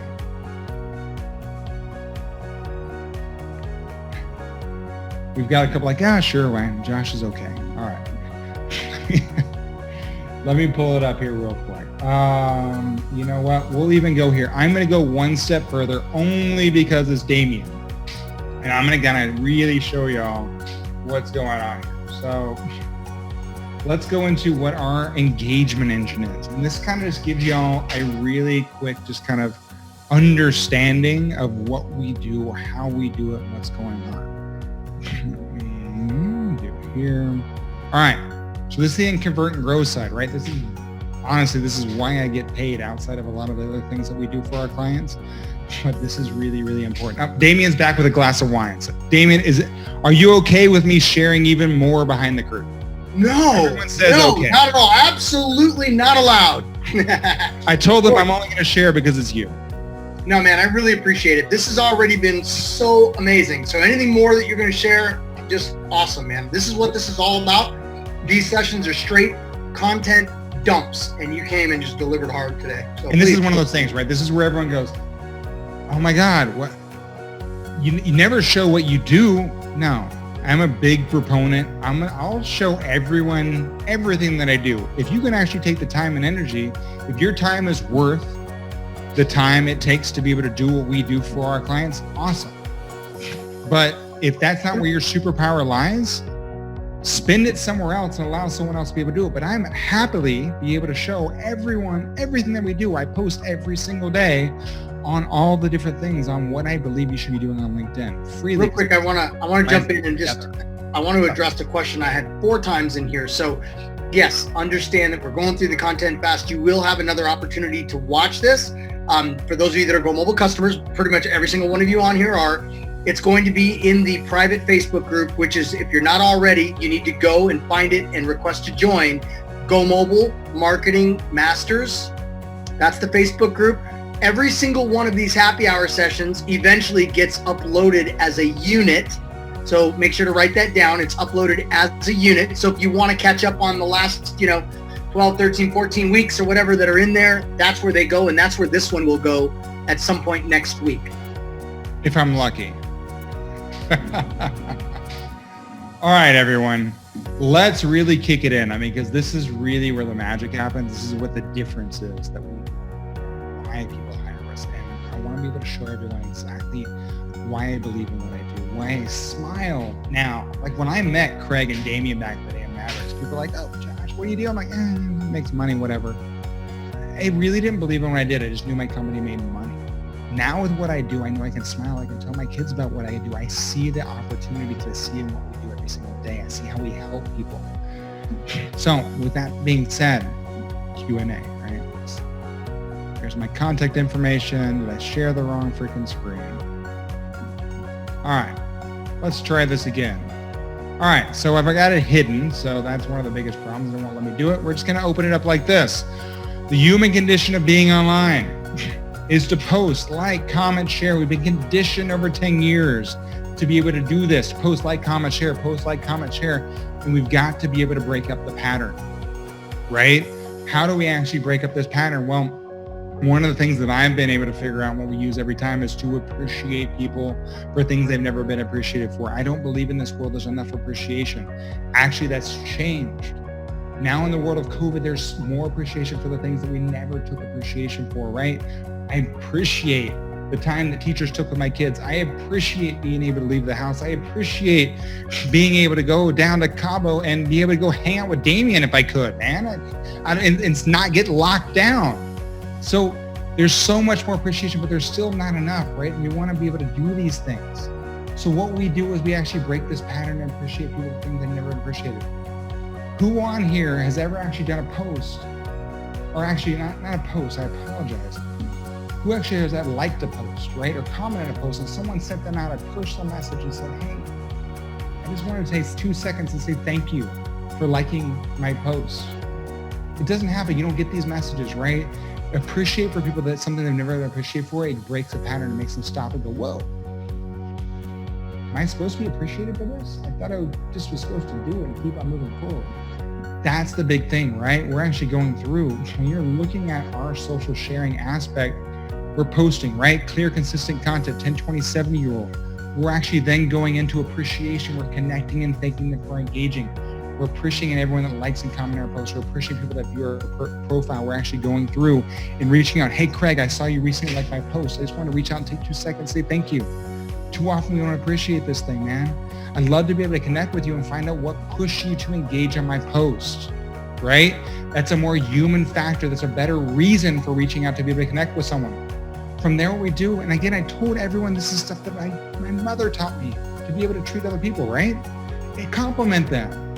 We look in, we go in, I look, I go, wow, Damien, dude, I have a hat just like that. I love it, man. That's awesome.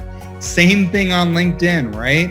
You can go in. A compliment is being able to go in. Once we've actually connected with them and appreciated them for engaging on our posts, we can actually go in and give them and endorse their skills. LinkedIn makes it super easy. They kind of go back in and they go, man, thank you, Damien. I appreciate for the compliment. No problem. Quick question for you while I have you, right? We can actually ask a qualifying question because we never want to give unsolicited advice. We can ask a great question. I'm going to show you all what that looks like here in a second. But it allows us to be able to get them to respond to us, having multiple touch points. And then once they respond, we can actually then add value, right? We can, send them to a webinar. We can actually invite them to get on a call to find out more information on how they answered that question and allow them to talk about themselves. That's one of the biggest things we learn from them. Wow, it's amazing how you answered that. I'd love to hear more. People love to be able to talk. And once they're done talking, they go, man, I just took over the conversation. We just met. And Damien, what are you up to these days? Now you've been invited in. The engagement, the opportunity, how you actually convert is through the roof when we do this for our clients. So engage with people that engage with you. Do not cold call. Do not spam. Do not go through this. So how's that look, right? I'll show you real quick. Now, again, Damien, this is something we've got to be very careful on how I share, but I'm sharing it to your group anyway. This is behind the scenes of Dan Sullivan, right? I want y'all to see this. Hey, Mashin, want to reach out and say thank you for liking a post, who, not how, number one formula, and also Inception, right? Thanks for following us to the coach. Who you gonna pay down? Because they're like, oh man, shit, I'm not following it. I better shit. So we go in. Thanks for connecting. Boom, Dan, we're getting our messages back. How many times do we connect with people all the time? Boom, we go in. Dan, thanks for endorsing our coaching. I've returned the favor.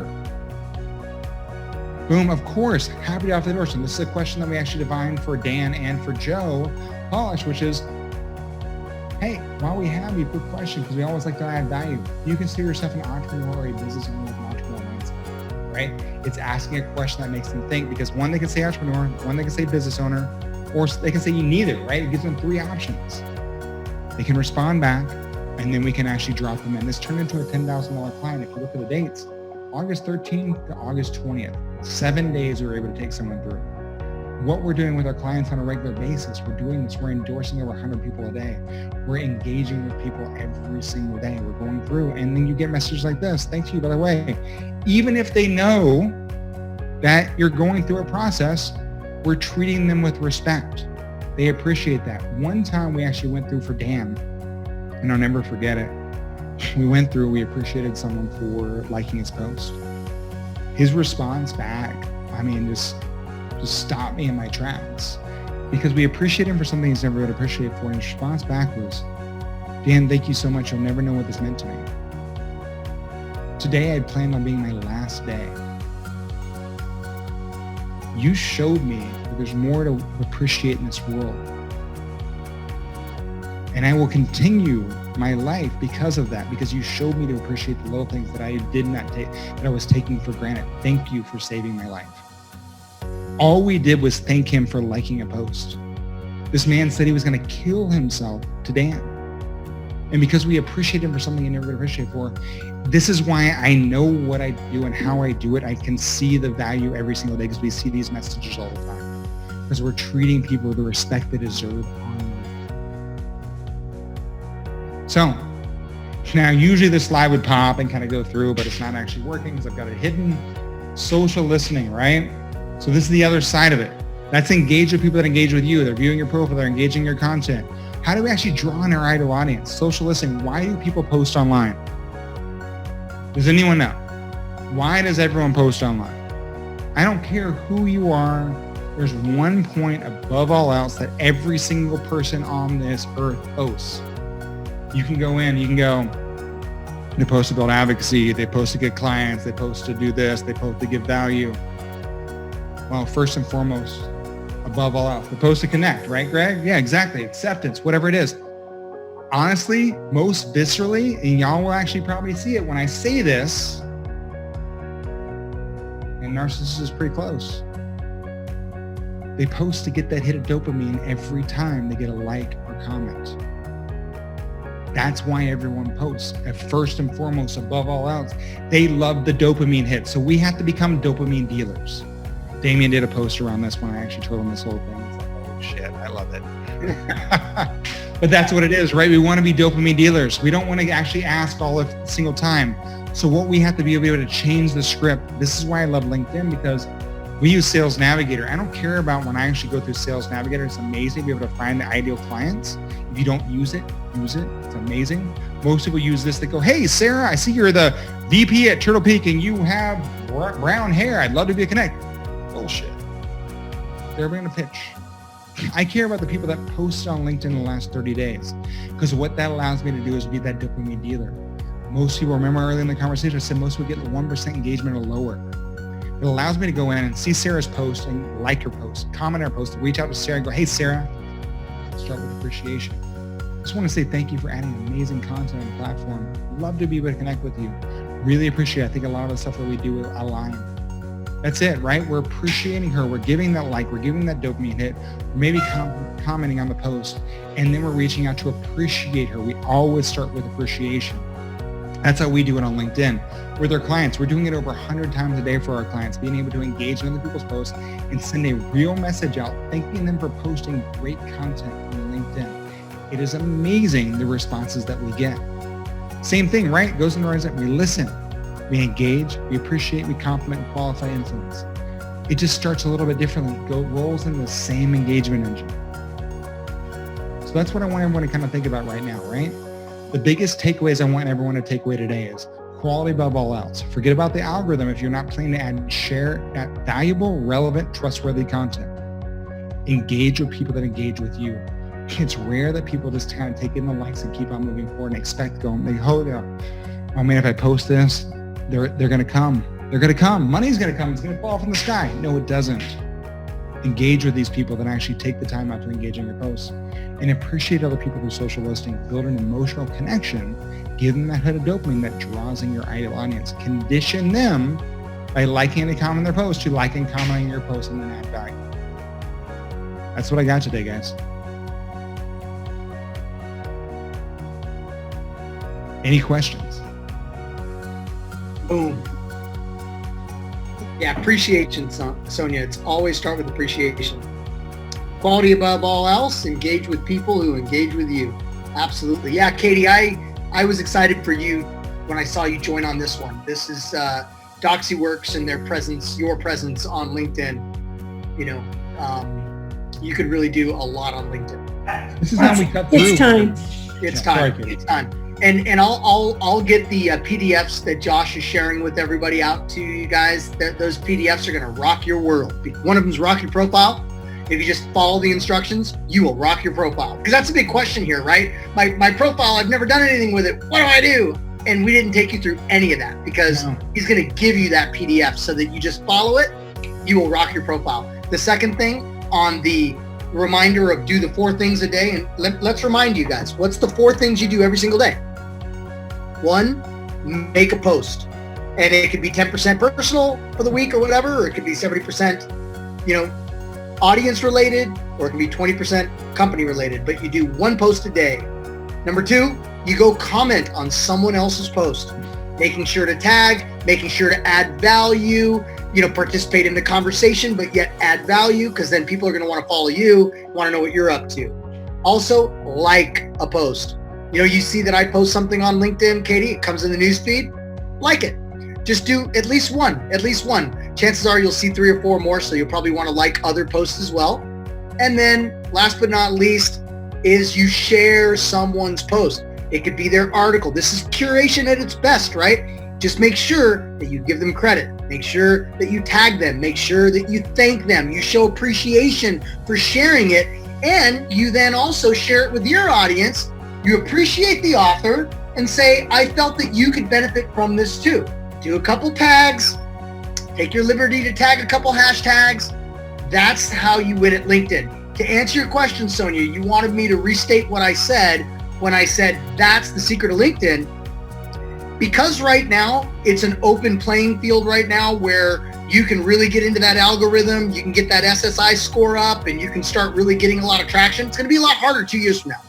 Could be a year from now. I don't know. I'm just taking a guess. Yeah. Right now, it's so much easier to get traction. So when you take hashtags, let's just say 4, and one of them is a super, super, super active hashtag where there are hundreds of people hashtagging that hashtag every hour, then you're going to be in a newsfeed that's potentially seen by thousands, if not hundreds of thousands of people or more, right? And so then they're going to say, wait a minute, this Doxy works mobile apps for pet hotels. That's interesting. Let me follow her.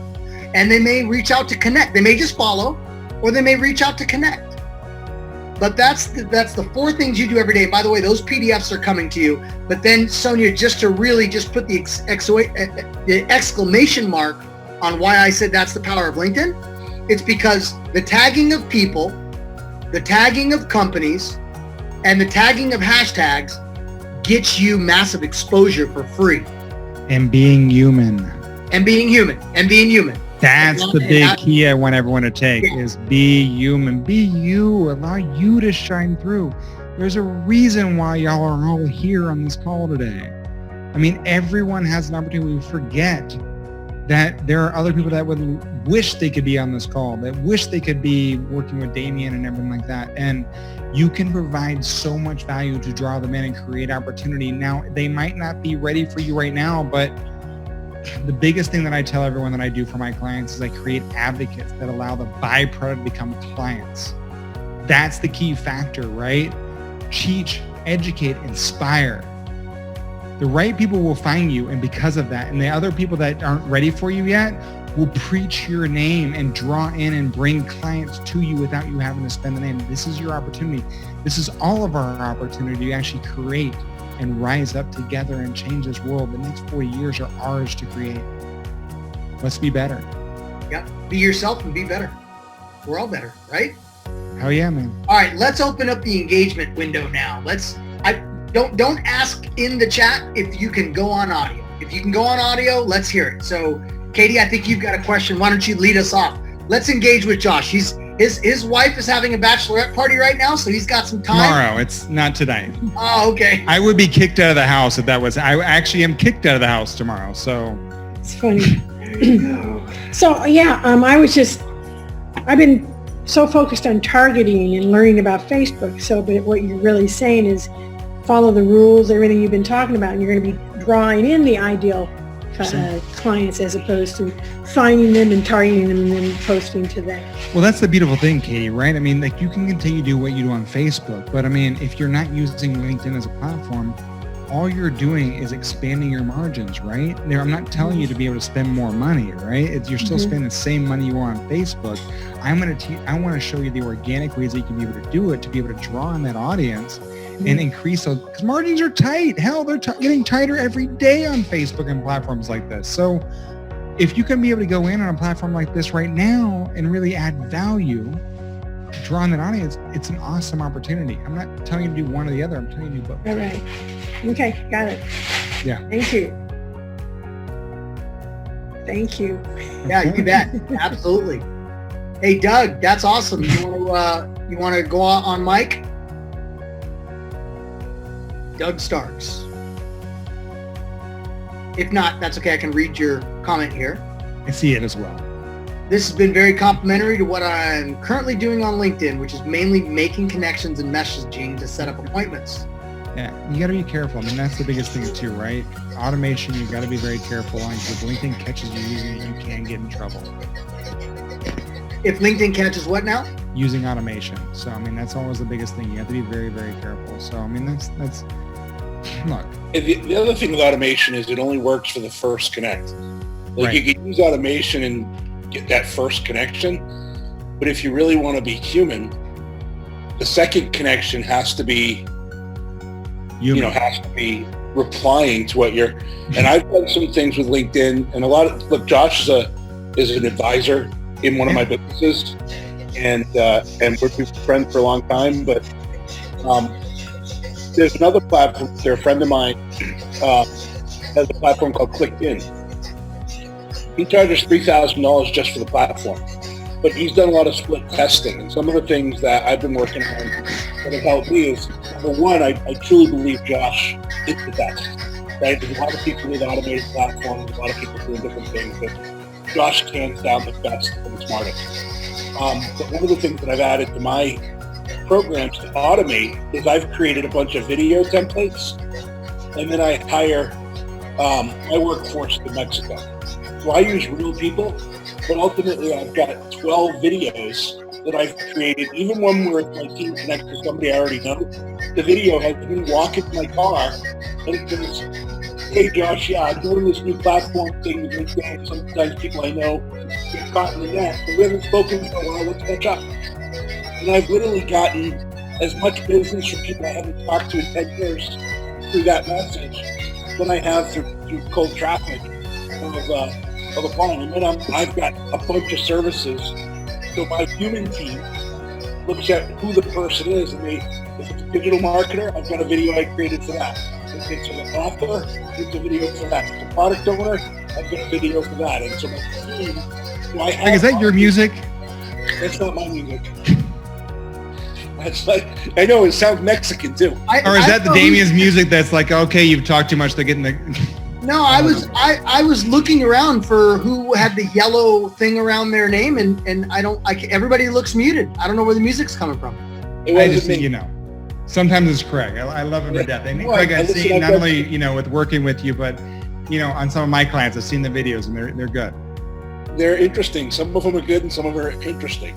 But yeah, so anyway, that was just my 2 cents is if you do want to automate, there are ways to do it, but making it human. You can outsource yourself and pay somebody $10 to $12 an hour to be. See, it was Jessica. She raised her hand to talk. Oh, I just interrupted everybody. I'm sorry. No. She was just saying it was good. Your music. Keep going, Greg. Oh, well, that was really all I wanted to share. We've the first message that we send out, what we found is that text is not personal enough. A video is too pushy, but the first message we send out is a picture. And I literally created a picture montage. If we're targeting authors, the picture is me holding my book. It's an Amazon picture of my book being on 5 different, number 1 on 5 different bestsellers lists, right? So, because I personally marketed my book and made it a bestseller in 5 categories. And so it's a picture of Amazon where it is in the charts. And then it's a picture of me with some celebrities or doing some crazy things. If it's a digital marketer, or a direct response TV marketer, it's me sitting with hundreds of different VR TV products when I've been working with my clients in their warehouse. And then it's different montages of pictures for the first message, and pictures generate the highest response rate. And then my second message is a video. And so I found that using a picture in the first message is the highest response rate because it's unique. It's not just a boring message, but it's not overdoing it with video. I like that. It stands out. Every message in my inbox is non-picture. Every single one. Must be 1,000 in there. There's not one single picture. And so that clearly has to stand out. Video, I would if I didn't know the person, I'd be like, whoa, unless the video was, I guess, great value. But if it was, but I think I can feel what you're saying, Craig. I can feel what you're saying. I could see how I, as a consumer, getting both a picture, text, or video, I think I have to 100% agree with you with your assessment on that. I have a question about postings, Todd Johnson. Hey, I'm not creating anything particular. Do you go find something else to post, or are we sharing somebody else's posts for that? Or are you just, what are you creating when you're making that daily post? Todd, look, there's so much information, right? We forget. Even if you're the manager at McDonald's, there's information you can actually share to other people that want to be in that position to be the next manager at McDonald's, right? That's what I want you to be able to understand is there's so much simplicity in what we actually understand and so much knowledge, and what we forget where we are and who we are and what we've done sometimes, right? So some of that little information can actually add so much value. And if you want to add a video, your phone's amazing, right? Don't overproduce. We see overproduction and we see, bumpers and all the other stuff. it will kill your. It takes your the human out of opportunity. it. It takes the human out of it, when it's too polished. There's one app I use. It's called Clip-O-Matic. If you're going to do videos, it's $5. It's amazing. It adds the only thing you want to do is add the text on the bottom to be able to, because some people don't want to be able to hear the sound. So you want to be able to add that. But I mean, some of my clients have had amazing opportunity with Clip-O-Matic, be able to go in. But Todd, I mean, seriously, man, think about it.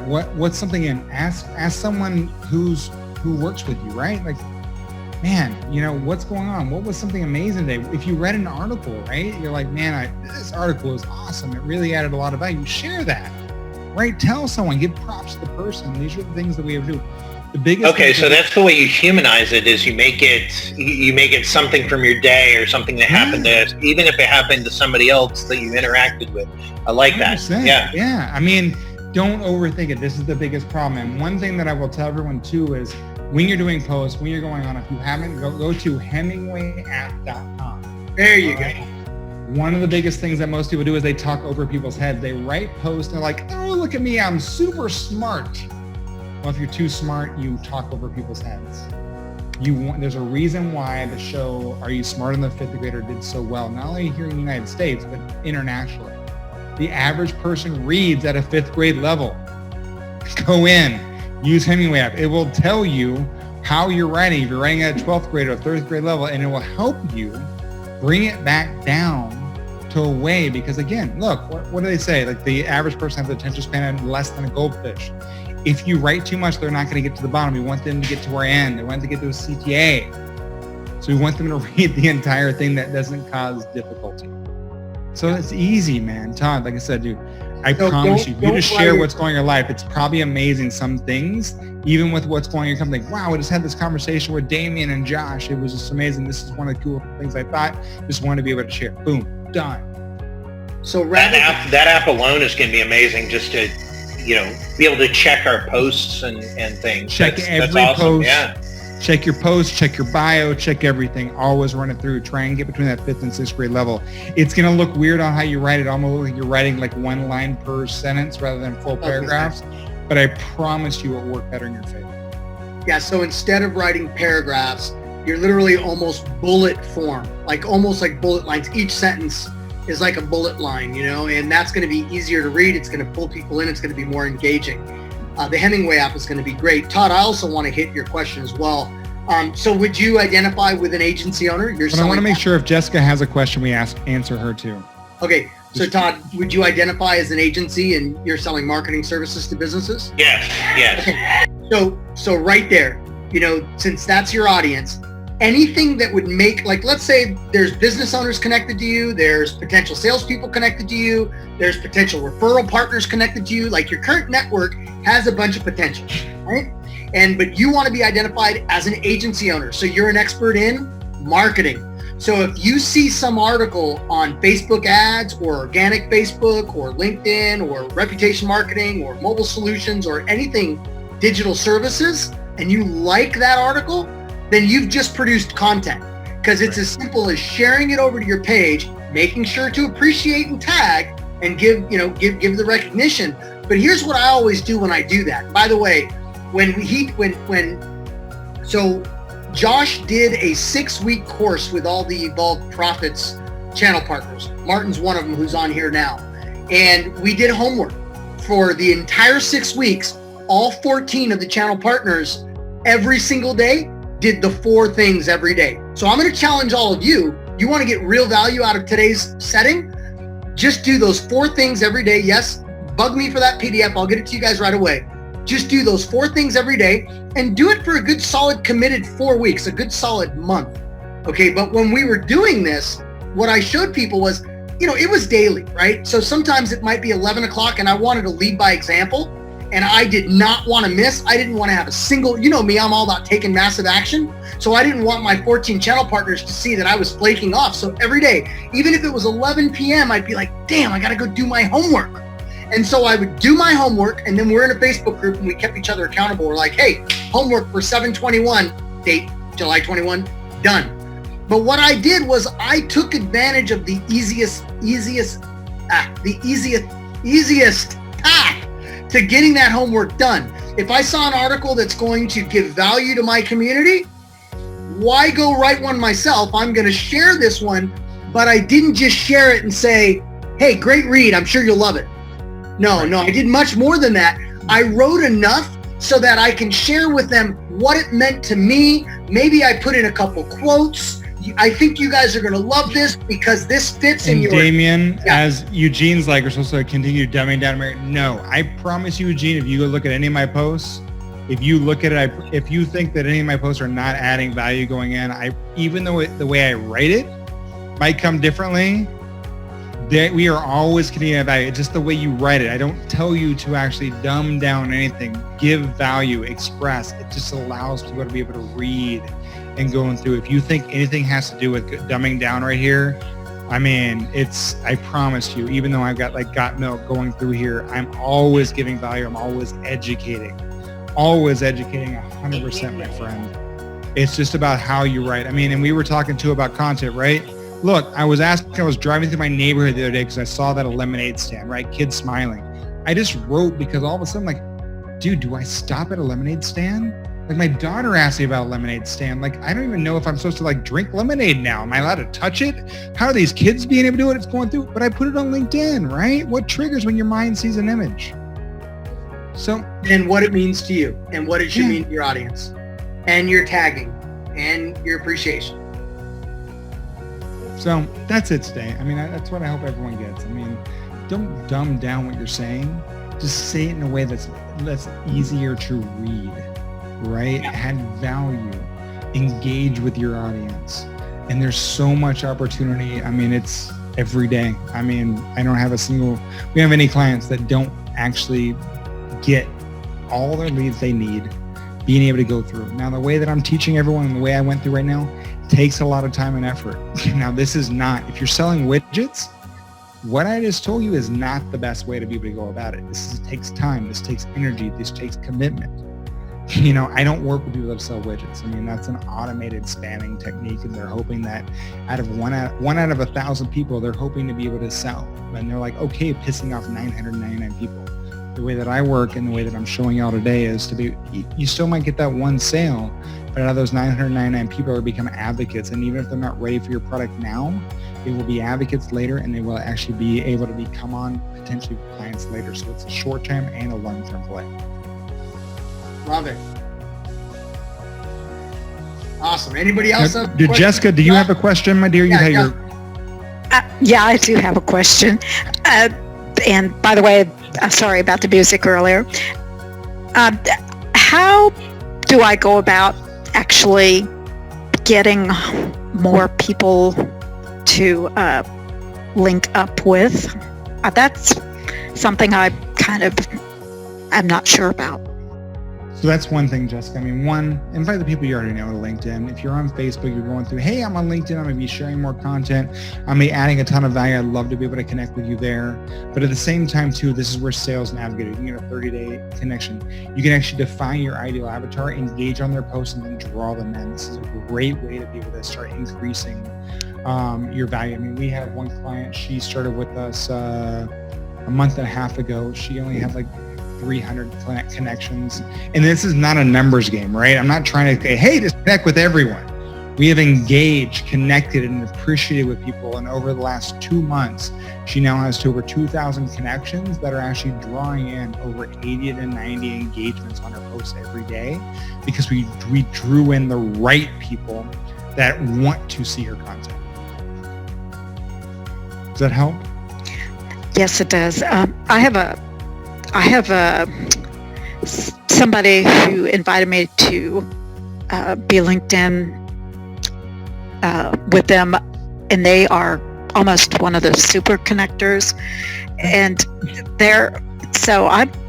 all of that guy's people are second level or something to me. Yeah. So is it possible for me to get hold of those people somehow to connect? You can, but don't just reach out and be like, hey, I see you're connected with so-and-so, and let's connect too, right?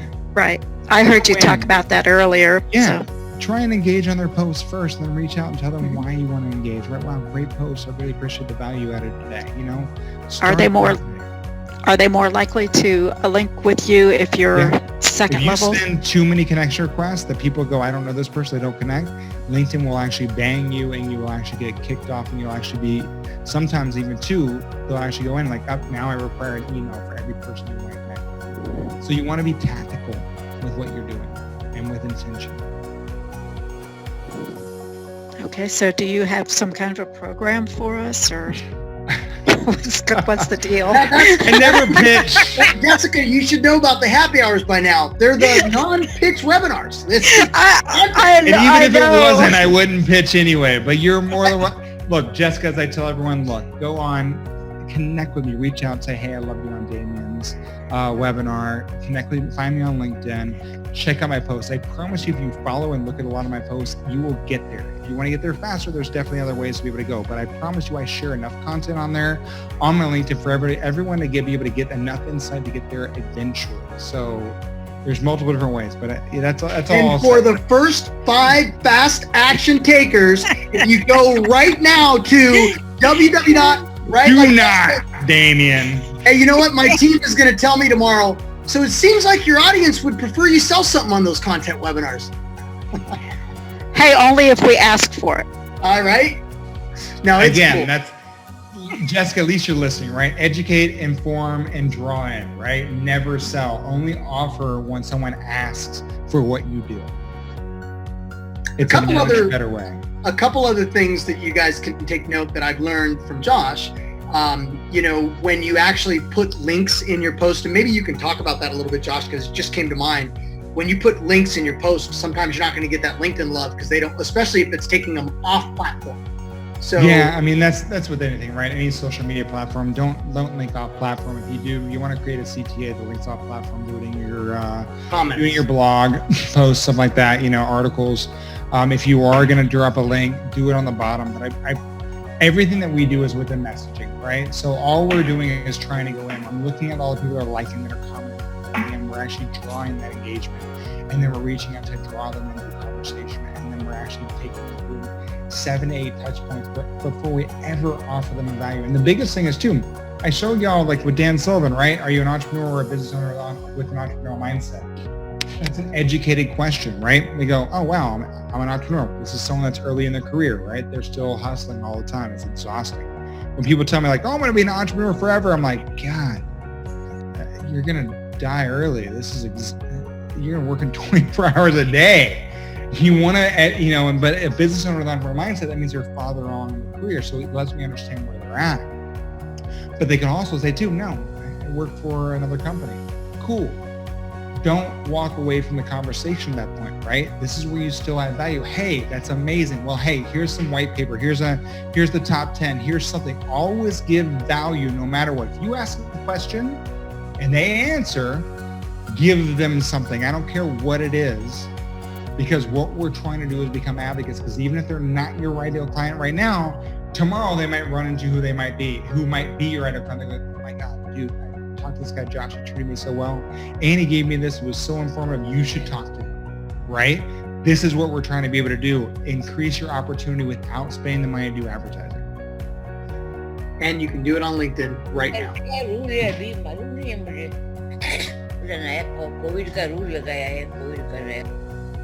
I'm not sure that was for us. No. So I just muted.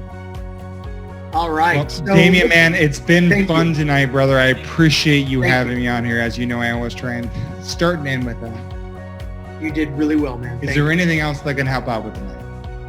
I'm not going to ask you for any more time, but if anybody has a question, anybody has a final, if not, let me know, because I would like for everybody to unmute and give. How was married life, Josh? I mean, that's one. Oh, here we go.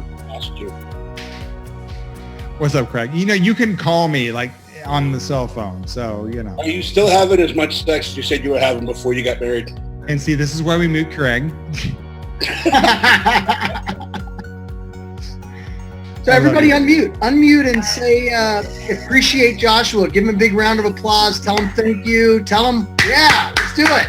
Unmute. Awesome. Yeah. Enjoy this. Awesome, Joshua. Yay.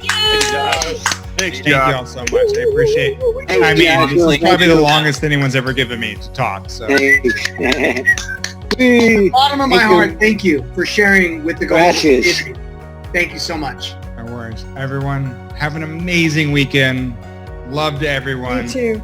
You too. Real quick, you don't have to get off. Everybody can stay because we're going to continue to hang out. But Joshua's going to go back to his wife. I do have to go I gotta because go. my wife, I told her that I was going to be done 30 minutes ago. And I Thank you, try and Josh. stick to that. Love you, man. Thanks again, Josh. As Craig was asking, how much, what's going on?